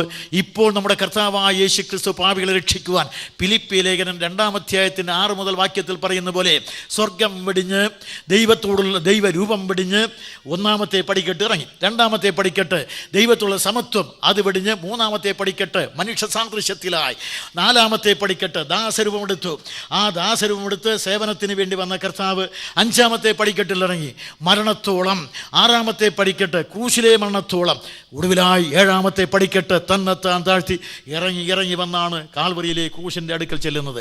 ഈ കർത്താവായ യേശു ക്രിസ്തുവിന് മാത്രമേ പാപികളുടെ രക്ഷിതാവായിരിക്കാൻ സാധിക്കൂ. അല്ല എന്ന് പറയാൻ ആർക്കെങ്കിലും കഴിയുമെങ്കിൽ കൃഷ്ണൻകുട്ടി 2 വട്ടം വെല്ലുവിളിക്കും. വെറുതെ ഞാൻ ഊഹാപോഹം പറയാറില്ല. അതുകൊണ്ട് യേശു ക്രിസ്തു മാത്രമാണ് മനുഷ്യവർഗത്തിൻ്റെ ഏകൈക രക്ഷിതാവ്. ഈശ്വരൻ എല്ലാവർക്കും ഏകനാകുന്നു. ഏക സത്യ ദൈവമേ നമുക്കുള്ളൂ. യോഹന്നാൻ 17:3. 2, യേശു ക്രിസ്തു ദൈവം മനുഷ്യവർഗത്തെ സൃഷ്ടിച്ചത് ഒരേ ഒരു ജനതയായിട്ടാണ്. ആ ജനത എല്ലാ മനുഷ്യവർഗം ഒന്നുപോലെ എല്ലാവരും തുല്യരാണ്. എല്ലാവരും പാപത്തിലും തുല്യരാണ്, മൃതിയിലും തുല്യരാണ്, നരകത്തിലേക്ക് പോകുന്നതിലും തുല്യരാണ്. ഒരു വ്യത്യാസവുമില്ല. എല്ലാവരും അവരുടെ രക്ഷാമാർഗങ്ങളെല്ലാം പാടെ പരാജയപ്പെട്ടതാണ്. ഈ പന്ഥാവിൽ കർത്താവായ യേശു ക്രിസ്തു പാപികളുടെ രക്ഷിതാവായി വന്ന് എല്ലാവിധമായിരിക്കുന്ന യോഗ്യതകളും തികഞ്ഞ രക്ഷിതാവ്, പാപം മരിക്കുവാൻ അർഹത നേടിയ കർത്താവായ യേശു ക്രിസ്തു മനുഷ്യാവതാരം കൊണ്ട് മരിക്കുവാൻ അർഹത നേടിയ, പാപം ആവഹിച്ച് തന്നിൽ തന്നെ ചുമന്നതുകൊണ്ട് മരിക്കുവാൻ അർഹത നേടിയ കർത്താവ്. പക്ഷേ ഈ മരണം എന്താ പറഞ്ഞിരിക്കുന്നത്? കുരിശിലെ മരണം എന്ന് പറഞ്ഞാൽ സമം, കുരിശ് മരണം എന്ന് പറഞ്ഞാൽ സമം 1 കൊരിന്ത്യർ 1-ാം അധ്യായത്തിൻ്റെ 22-23 വാക്യം. ക്രൂശിലെ മരണമെന്ന് പറഞ്ഞാൽ ശാപം എന്നല്ല എഴുതിയിരിക്കുന്നത്. യഹൂദന്മാർക്ക് ശാപവും ഇടർച്ചയും, യവനന്മാർക്ക് പോഷത്വം. അവിടെ എഴുതാത്ത ഒന്ന് ഞാൻ കൂട്ടിച്ചേർക്കുന്നു, റോമനും ബലഹീനവും. ഇതാണ് കുരിശുമരണം. ഈ കുരിശുമരണമാണ് യേശു വരിച്ചത്. അപ്പോൾ ബൈബിൾ തന്നെ ശബ്ദം എന്നെഴുതിയിരിക്കുന്ന ഈ ശബ്ദമരണം വരിച്ചവനാണ് കർത്താവ്. ഇവനാണോ രക്ഷിതാവാകുന്നത്? പക്ഷേ അത് എല്ലാവർക്കും വേണ്ടി യേശു ശാപമായി. പക്ഷേ ഈ മരണത്തെ മാത്രമേ യാഗം എന്ന് വിളിച്ചിട്ടുള്ളൂ. ഈ മരണത്തെ മാത്രമേ യാഗം എന്ന് പറഞ്ഞിട്ടുള്ളൂ. എഫേസ്യ ലേഖനം 5:2 തന്നെത്താൻ വഴിപാടും യാഗവുമായി സമർപ്പിച്ചവൻ, ഇതിനെ മാത്രമേ യാഗമെന്ന് വിളിച്ചിട്ടുള്ളൂ. എബ്രായ ലേഖനം 9:14 തന്നെത്താൻ യാഗമായി തീർന്നവൻ. എബ്രായ ലേഖനം 9:26 ലോകാവസാനത്തിൽ സമം യുഗാവസാനത്തിൽ സ്വന്തം യാഗം കൊണ്ട് അവൻ പാപരിഹാരം വരുത്തുവാൻ ഒരിക്കൽ പ്രത്യക്ഷനായി കർത്താവായ യേശു ക്രിസ്തു ഈ ഏകം. എബ്രായ ലേഖനം 10:10 ഏകയാഗത്താൽ സൽഗുണപൂർത്തി വരുത്തിയിരിക്കുന്നു. 10:12 ഒരിക്കലായി ശരീരയാഗത്താൽ പാപത്തിൻ്റെ പരിഹാരം എന്നേക്കുമായി വന്നിരിക്കുന്നു. 10:14 പാപത്തിൻ്റെ ശുദ്ധീകരണം വന്നിരിക്കുന്നു. എബ്രായ ലേഖനം 10:18 ഇനി പാപങ്ങൾക്ക് വേണ്ടി യാതൊരു യാഗവും ശേഷിക്കുന്നതേയില്ല. അപ്പോൾ ഈ നിന്ദ്യമായ, നീചമായ, നിരിഷ്ടമായ മരണം വരിച്ച ഇതിനെ മാത്രമേ യാഗമെന്ന് വിളിച്ചിട്ടുള്ളൂ. സോക്രട്ടീസ് സോക്രട്ടീസിൻ്റെ മരണം ഏറ്റവും ഒന്നാണ്. അതിനെക്കുറിച്ച് ഒരാൾ എഴുതിയിരിക്കുന്നത് ക്രിസ്തുവിന് മുമ്പുള്ള ക്രിസ്ത്യാനി എന്നാണ് സോക്രട്ടീസിനെ കുറിച്ച് പറഞ്ഞത്. അദ്ദേഹത്തെ വിഷം കൊടുത്താണ് കൊന്നത്. ആ മരണത്തെ യാഗമെന്ന് വിളിച്ചിട്ടില്ല. ലോകത്തിൽ ഏറ്റവും നിന്ദ്യവും നീചവും നികൃഷ്ടമായ ക്രൂശുമരണം വരിച്ച യേശുവിൻ്റെ മരണമാണ് യാഗം എന്ന് വിശേഷിപ്പിക്കുന്നത്. പ്രിയ സഹോദരന്മാരെ, നൂറ്റാണ്ടുകൾ കൊണ്ട് ജനകോടികൾ പ്രതീക്ഷിച്ച മാനവർഗത്തിൻ്റെ ഉദ്ധാരകനായ മശിയ, യഹൂദ ഇന്ത്യയിലെ ആര്യന്മാരെല്ലാം വരുവാൻ പോകുന്ന പ്രജാപതി, എല്ലാ ഹവിസിനും അർഹത നേടിയ എന്ന് പറഞ്ഞാൽ ആർക്കാണ് ഞങ്ങൾ ഈ ഹവിസ് അർപ്പിക്കേണ്ടത്? കസ്മൈ ദേവായ ഹവസ വിധേമ. ആ ചോദ്യത്തിനുള്ള മറുപടി പ്രജാപതി എന്ന ഏകദൈവത്തിന് തന്നെ. അങ്ങനെ ഏകദൈവം മനുഷ്യാവതാരം ചെയ്ത് ഒടുവിലായി പാപപരിഹാരം വരുത്തുമെന്ന് ഇന്ത്യയിൽ ആര്യന്മാർ വിശ്വസിച്ചു. ആ മനുഷ്യാവതാരത്തിന് ഉപനിഷത്തുകാരന്മാർ പറഞ്ഞു, അവൻ മനുഷ്യനായി അവതരിച്ച ഈ മനുഷ്യാവതാരം എന്ന് പറയുന്നത് അവൻ സത്യത്തിൻ്റെ മൂർത്തിമൽഭാവമാണ്, അതുകൊണ്ട് സത്യമാണ് ഇവനെന്ന്. യേശുക്രിസ്തു ഞാൻ തന്നെ സത്യം. ഉപനിഷത്ത് ആചാര്യൻ പറഞ്ഞത് ഇങ്ങനെയാണ്. എന്താണ് സത്യം? സത് എന്ന് പറയുന്ന വാക്ക്, സത്യം എന്ന് പറയാൻ 3 വാക്ക് അവിടെ ഏകകമാണ്. എന്ന് പറയാൻ സത് തത് തത് മതയത്ത് മർത്യ എന്ന് പറഞ്ഞാൽ സത്ത്, അത് പറഞ്ഞാൽ അമരത്വം, സത് എന്ന് പറഞ്ഞാൽ മർത്യത്വം. അതുകൊണ്ട് 3 ഭാവങ്ങൾ. തത് എന്ന് പറഞ്ഞാൽ മനുഷ്യത്വം. ഈ 3 ഭാവങ്ങളെ ഉള്ളുകൊണ്ടതാണ് യേശു. ഇതാണ് സത്യം. അല്ലാതെ യേശു ഞാൻ തന്നെ സത്യം. ഉപനിഷത്ത് പറയുന്ന സത്യം യേശു ക്രിസ്തുവാണ്. അപ്പോൾ പ്രജാപതി എന്ന് ഋഗ്വേദം പറയുന്ന, ഉപനിഷത്തുക്കൾ സത്യമെന്ന് വിളിക്കുന്ന, സത്യത്തിന് മനുഷ്യാവതാരമെന്ന് പാർസികൾ വിളിച്ച, മശിയ എന്ന് യൂതന്മാർ പേരിട്ട, വരുവാനുള്ള രക്ഷിതാവെന്ന് ലോകം പ്രതീക്ഷിച്ച ഇവൻ ഇപ്പോൾ മാനവർഗത്തെ രക്ഷിതാവ്. എല്ലാവരും ഇവങ്കിലേക്ക് നോക്കി രക്ഷപ്പെടുവനെന്നാണ് ദൈവത്തിൻ്റെ പ്രഖ്യാപനം. പ്രിയ സഹോദരി സഹോദരന്മാരെ, നിങ്ങളുടെ സഭ ഏതെന്നൊരു ചോദ്യമേ ഇല്ല. എല്ലാവർക്കും നോക്കുവാനുള്ളത് എവിടെയാണ്? ഇവങ്കിലേക്ക് നോക്കി. കാൽവറിയിലെ കുന്നിൻ മുകളിൽ ഉയർത്തിയിരിക്കുന്ന കർത്താവായ യേശു ക്രിസ്തുവിന് 2 നിലയിലാണ് യേശു ഉയർത്തപ്പെട്ടത്. ഒന്ന്, കാൽവറിയിലെ ക്രൂശിൽ പാപത്തിൻ്റെ പരിഹാരം ഉയർത്തിയ കർത്താവായ യേശു ക്രിസ്തു ഞാൻ ഉയർത്തപ്പെട്ടാൽ എല്ലാവരെയും എങ്കിലേക്ക് ആകർഷിക്കുമെന്നാണ് പറഞ്ഞത്. 2ാമത് അവനെ ഉയർത്തി. ഫിലിപ്പി ലേഖനം 2-ാം അധ്യായത്തിൻ്റെ 9-ാം വാക്യം. അങ്ങനെ സകല നാമത്തിനും മേലായ നാമം, എല്ലാ നാമത്തിനും അവനെ സ്വർഗം ഉയർത്തിയിരിക്കുകയാണ്. എല്ലാ നാമത്തിനും മേലായ നാമം ധരിച്ചിരിക്കുന്ന കർത്താവ്.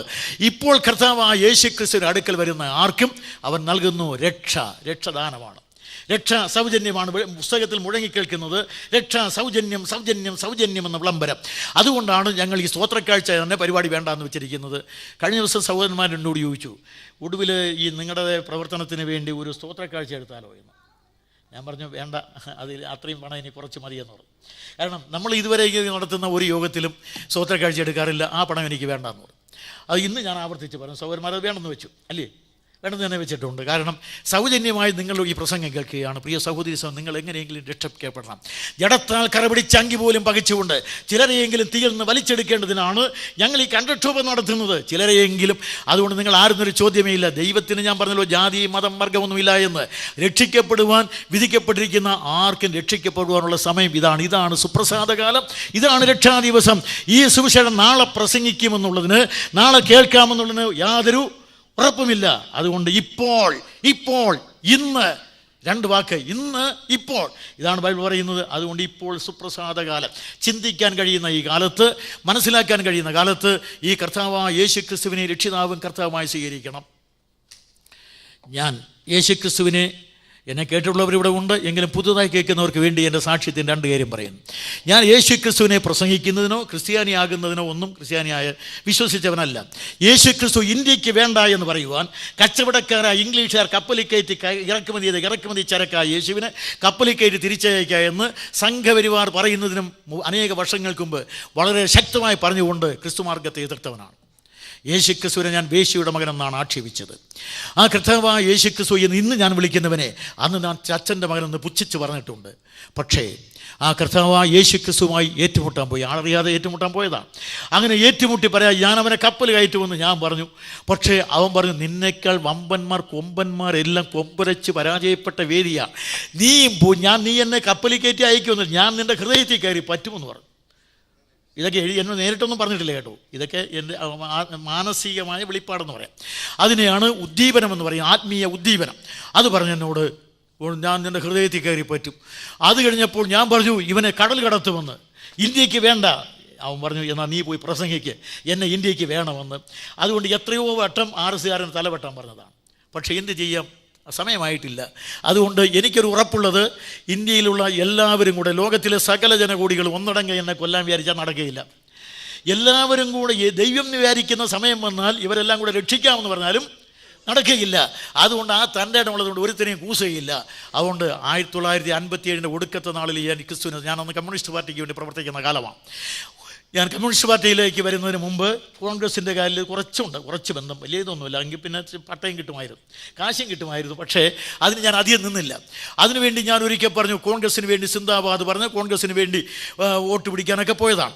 അത് കഴിഞ്ഞ് പിന്നെ കുറേ കൂടെ കഴിഞ്ഞപ്പോൾ ഞാനൊന്ന് സ്കൂളിൽ പഠിക്കുന്ന എൻ്റെ വിദ്യാഭ്യാസം പോയത് അങ്ങനെയാണ്. മലയാളം 7ാം ക്ലാസ്സിൽ ഞാൻ കയറിയതേ ഉള്ളൂ. അപ്പോഴാണ് ഞങ്ങളുടെ നാട്ടിൽ സ്വാതന്ത്ര്യത്തിൻ്റെ സമരം നടക്കുന്നത്.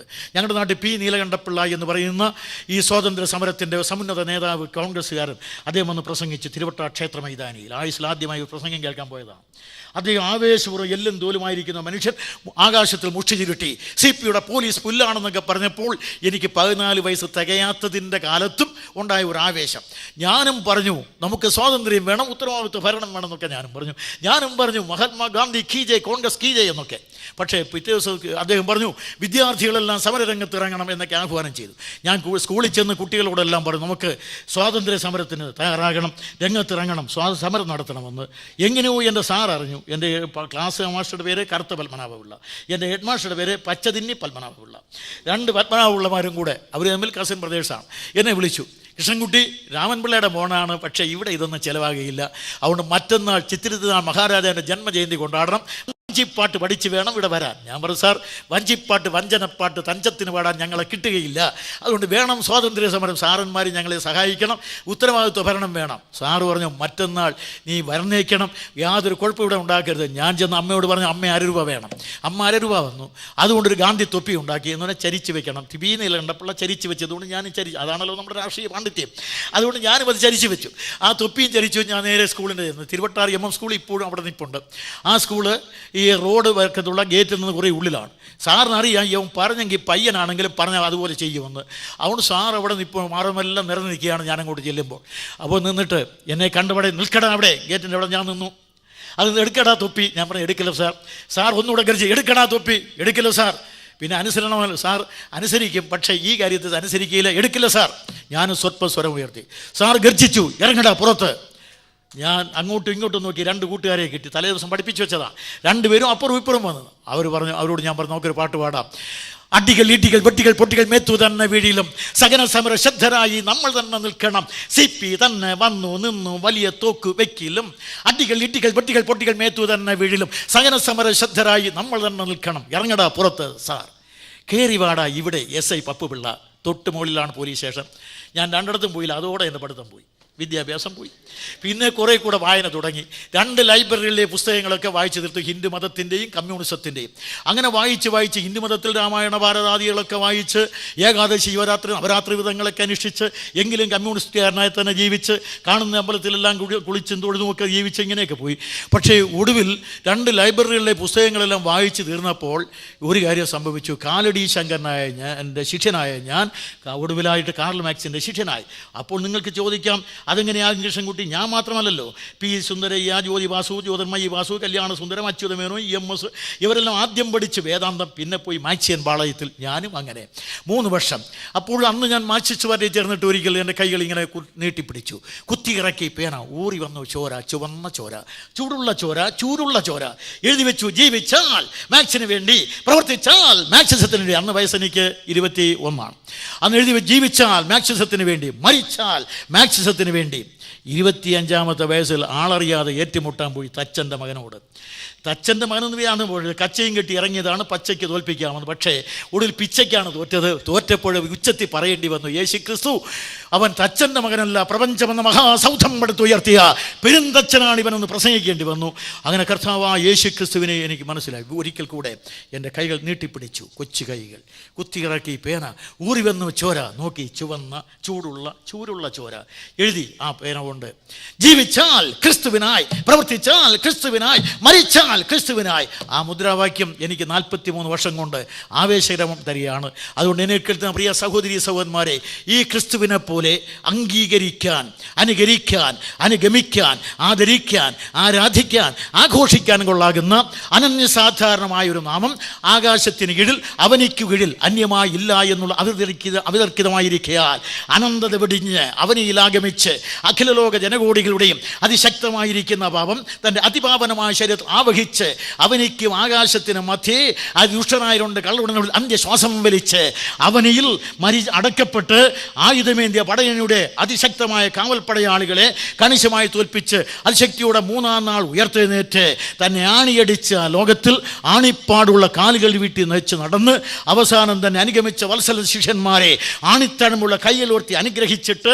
അനന്തതയിലേക്ക് ജന്മഗ്രാസനത്തിൽ അമർന്നിരുന്നുകൊണ്ട് അടുക്കൽ അഭയം ചൊല്ലി വരുന്ന ആർക്ക് വേണ്ടി മുടങ്ങാതെ മധ്യസ്ഥമണയ്ക്കുന്ന അനധിവിദൂര ഭാവിയിൽ അവനെ അടക്കി വാഴുവാൻ അനന്തരം ആഗമിക്കുവാൻ പോകുന്ന ഈ കർത്താവായ യേശുക്രിസ്തുവിനെ അകത്തലത്ത് അംഗീകരിച്ച് അവൻ ഈ ജീവിതം ധന്യമാക്കി അനന്തതയുടെ പങ്കാളികളായി തീരുവാൻ ഞാൻ നിങ്ങളെ ക്രിസ്തുവിലേക്ക്, ക്രിസ്തുവിൻ്റെ സവിധത്തിലേക്ക് ആഹ്വാനം ചെയ്യുകയാണ്.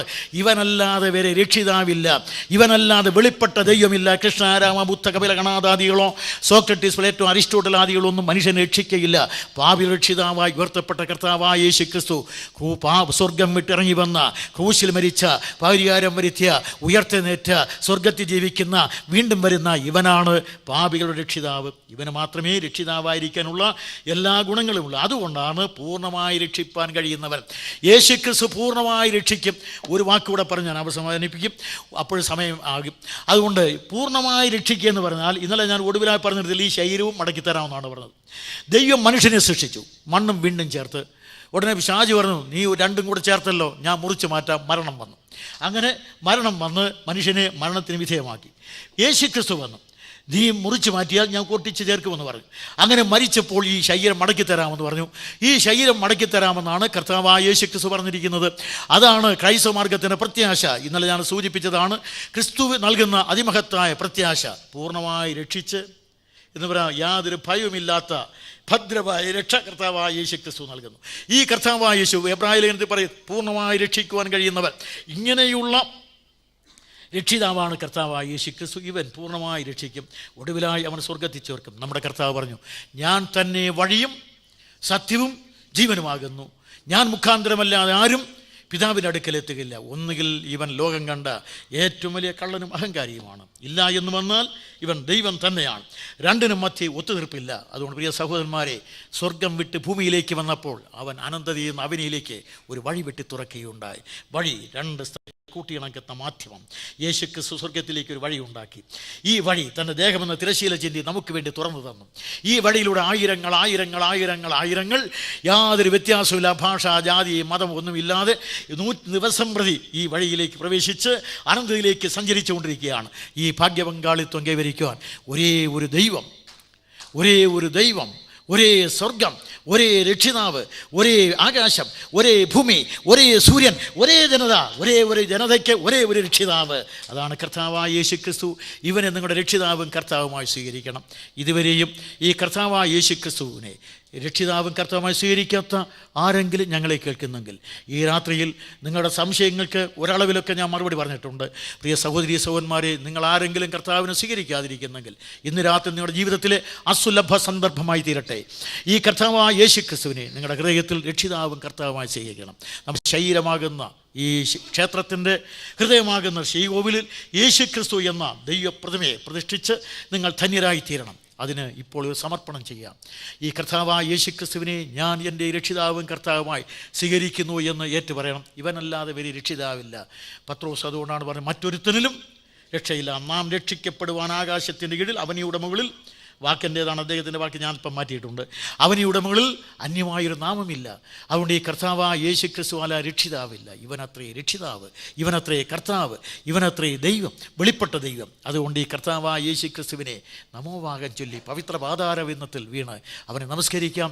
ഇന്ന് രാത്രി ഈ കർത്താവിനെ സ്വീകരിക്കുവാൻ നിങ്ങൾക്ക് മനസ്സുണ്ടോ? നിങ്ങൾ ആർക്കെങ്കിലും ഈ കർത്താവിനെ സ്വീകരിക്കുവാൻ മനസ്സുണ്ടോ? നിങ്ങളുടെ ഹൃദയത്തിലൊരു തീരുമാനം ചെയ്യണം. കർത്താവേ, ഞാൻ ഇന്ന് എനിക്ക് വേണ്ടി സ്വർഗം വെടിഞ്ഞ്, ദൈവരൂപം വെടിഞ്ഞ്, ദൈവത്തോട് സമത്വം വെടിഞ്ഞ്, മാലാഖമാരുടെ ആരാധന വെടിഞ്ഞ്, മണ്ണിൽ അവതരിച്ച് മറിയത്തിൻ്റെ മകനായി വന്ന് പാപലേശമൊന്നും ഇല്ലാതെ ഈ മണ്ണിൽ ജീവിച്ച് എൻ്റെ പാപങ്ങളെ ചുമന്ന് ക്രൂശിൽ മരിച്ച് അടക്കപ്പെട്ട് ഉയർത്തെഴുന്നേറ്റ് പൂർണ്ണമായി രക്ഷിക്കുവാൻ മുറിഞ്ഞ കൈപ്പാട് ഉയർത്തി നിൽക്കുന്ന അല്ലയോ നസ്രായനായ യേശുവേ, അങ്ങയെ ഞാൻ എൻ്റെ രക്ഷിതാവും കർത്താവുമായി സ്വീകരിച്ചുകൊണ്ട് എൻ്റെ ജീവിതം അങ്ങയുടെ പാതാരബിന്ദത്തിൽ സമർപ്പിക്കുന്നു എന്ന് ഒരു സമർപ്പണവാക്യം പറഞ്ഞാൽ ആ മാത്രയിൽ നിങ്ങൾ രക്ഷിക്കപ്പെടും. ഞാനിത് മറ്റാരോടും ഒന്നും പറയാതെ ഒരു ഏകാന്തതയുടെ വേദിയിൽ വെച്ചാണ് പറഞ്ഞത്. കർത്താവായ യേശു ക്രിസ്തു എന്നെ രക്ഷിച്ചു. ഈ 43 വർഷം കൊണ്ട് അവൻ പൂർണ്ണമായി രക്ഷിക്കുമെന്നുള്ളത് അനേക പാഠങ്ങളിലൂടെ മനസ്സിലാക്കി. നിങ്ങൾ വിചാരിക്കുന്നത് ക്രിസ്ത്യാനിയായി വന്നാൽ ഉടനെ പൂമാലയിട്ട് പൊഴുമാലയിട്ട് ഇങ്ങോട്ട് സ്വീകരിക്കുമെന്ന്. ആരും എനിക്ക് പൂമാലയും പൊഴുമാലയും തന്നിട്ടില്ല. യേശു ക്രിസ്തു തന്ന വിലയേറിയ കൃപയാൽ എന്നെ ഇല്ലാതാക്കാൻ ശ്രമിച്ചവരുടെ മുമ്പിൽ പോലും വിജയിച്ച് 43 വർഷം വിജയകരമായി ജീവിക്കുവാൻ ദൈവം സഹായിച്ചു. ഒരിക്കലും എനിക്ക് പിന്മാറ്റം എന്ന് പറയുന്നത് ഉണ്ടായിട്ടേ ഇല്ല. ഓരോ അടി മുന്നോട്ട് പോയതല്ലാതെ പിന്മാറ്റം തിരുവട്ടാർ കൃഷ്ണൻകുട്ടിക്ക് സംഭവിച്ചിട്ടില്ല. ഓരോ ദിവസവും ഈ ക്രിസ്തുവിനെ പ്രസംഗിക്കുമ്പോൾ എഴുന്നേറ്റ് നിന്ന് പ്രസംഗിക്കാൻ കഴിയില്ല തോന്നുമ്പോഴും ഇതൊരു നവശക്തിയെ ആർജിച്ചു പോവുകയാണ്. അതുകൊണ്ട് പിന്നെയും പ്രസംഗിച്ചാൽ മാത്രമേ എനിക്കൊരു ആവേശം വരികയുള്ളൂ. അതുകൊണ്ട് കുറേ ദിവസം വയ്യ എന്ന് പറഞ്ഞ് വീട്ടിൽ കിടന്നാൽ ഉടനെ ഒരു പ്രസംഗം എങ്ങനെയെങ്കിലും ചെയ്യണം. ക്രിസ്തുവിനെ പ്രസംഗിച്ചില്ലെങ്കിൽ ഈ യോനായ ഉണ്ടല്ലോ, മത്സ്യത്തെ യോനായി വിഴുങ്ങിയ മത്സ്യം, അതുപോലെയാണ് എൻ്റെ സ്ഥിതി. എവിടെയെങ്കിലും കൊണ്ടുവന്ന് ഇവനെ ഛർദ്ദിക്കണം. ഈ ക്രിസ്തുവിനെ എവിടെയെങ്കിലും കൊണ്ടുവന്ന് പ്രസംഗിച്ചില്ലെങ്കിൽ എനിക്ക് ഉറക്കാൻ വരികയില്ല. പിന്നെ ദൈവത്തിൻ്റെ കൃപയാൽ എനിക്കൊരു സംവിധാനമുണ്ട്. ആ സംവിധാനം ഉപയോഗിച്ച് ഒരു ടീമൊക്കെ ഉണ്ട്, ഒരു വണ്ടിയൊക്കെ ഉണ്ട്, മൈസൊക്കെ ഉണ്ട്. അതുകൊണ്ട് ഉടനെ തന്നെ ആൾ വിളിച്ചു പറയും ഒരു പരസ്യവും ക്രമീകരിച്ച് അവിടെ ജോയിമാൻ പഠിക്കാനെയല്ലോ. കേരളത്തിൻ്റെ കൃഷ്ണൻകുട്ടി പ്രസംഗിക്കാത്ത ഒറ്റ കവലയും കേരളത്തിൽ കാണുകയില്ല. എവിടെയെങ്കിലും വല്ലതുണ്ടെങ്കിൽ ഞാൻ ഈ വർഷം കൊണ്ടത് പൂർത്തിയാക്കാൻ ഒരു പദ്ധതി ഉണ്ടാക്കിയിട്ടുണ്ട്. അതുകൊണ്ട് ഈ കർത്താവായ യേശു ക്രിസ്തുവിനെ പോലെ പ്രസംഗിക്കാൻ, പ്രമോദിക്കാൻ, പ്രഘോഷിക്കാൻ, പ്രസാദിക്കാൻ കൊള്ളാകുന്ന പ്രസ്താവ്യമായൊരു നാമം ഈ പ്രപഞ്ചസീമയിൽ വേറെയില്ല എന്നുള്ളത് പ്രസ്താവ്യം. ഈ കർത്താവിനെ സ്വീകരിക്കണമെന്ന് ഒരിക്കൽ കൂടെ വിനീതമായ ആലോചന പറയുന്നു. പ്രിയ സ്നേഹിതരെ, ഇനി ഒന്നുകൂടെ, ഈ കർത്താവായ യേശു ക്രിസ്തു അല്ലാതെ മനുഷ്യവർഗത്തിന് മറ്റു രക്ഷിതാവുണ്ടെന്ന് പറയുവാൻ ന്യായങ്ങൾ കൊണ്ട് സമർത്ഥിച്ചാൽ അവരെ നേരിടാൻ കൃഷ്ണൻകുട്ടി തയ്യാറാണ്. അതിന് സാധ്യമാണെങ്കിൽ ചെയ്യാവുന്നതാണ്. ഞാനിവിടെ എൻ്റെ വാക്കുകൾ അവസാനിപ്പിക്കുന്നു. ഇവനത്രേ മനുഷ്യവർഗത്തിന് വേണ്ടി വെളിപ്പെട്ട രക്ഷിതാവ്. സർവ്വജനത്തിനും ഉണ്ടാകുവാനുള്ള മഹാസന്തോഷം ഞാൻ നിങ്ങളോട് സുവിശേഷിക്കുന്നു. കർത്താവായ ക്രിസ്തു എന്ന രക്ഷിതാവ് ഇന്ന് ദാവീദിൻ്റെ പട്ടണത്തിൽ നിങ്ങൾക്കായി ജനിച്ചിരിക്കുന്നു. ഞാൻ തന്നെ വഴിയും സത്യവും ജീവനുമാകുന്നു. ഞാൻ മുഖാന്തരമല്ലാതെ ആരും പിതാവിൻ്റെ അടുക്കൽ എത്തുകയില്ല. മുറിഞ്ഞ കൈയും തുറന്നു വിലാവുമുള്ള നസ്രായനായ യേശു ക്രിസ്തു അവൻ തൻ്റെ ദേഹമെന്ന തിരശ്ശീല ചിന്തി ഈ പുതുവഴി, ഏകമായ വഴി തുറന്നു. ഏക ദൈവം, ഏക സ്വർഗം, ഏക ജനത, ഏക രക്ഷിതാവ്, ഏകമായ വഴി സ്വർഗത്തിലേക്ക് ഈ അനുഗ്രഹീതമായ ജീവൻ്റെ പന്ഥാവിൽ പ്രവേശിച്ച് ജീവൻ്റെ ലോകത്തിൽ ജീവൻ പ്രാപിച്ച് ജീവിക്കുവാൻ ജീവനുള്ള ദൈവം നിങ്ങളെ ഏവരെയും ജീവരക്ഷനുള്ള രക്ഷിതാവായ യേശു ക്രിസ്തു മുഖാന്തരം സഹായിക്കട്ടെ എന്ന് ആവർത്തിച്ച് ആശംസിച്ച് എൻ്റെ വാക്കുകൾക്ക് അവസാനത്തെ കുത്തും.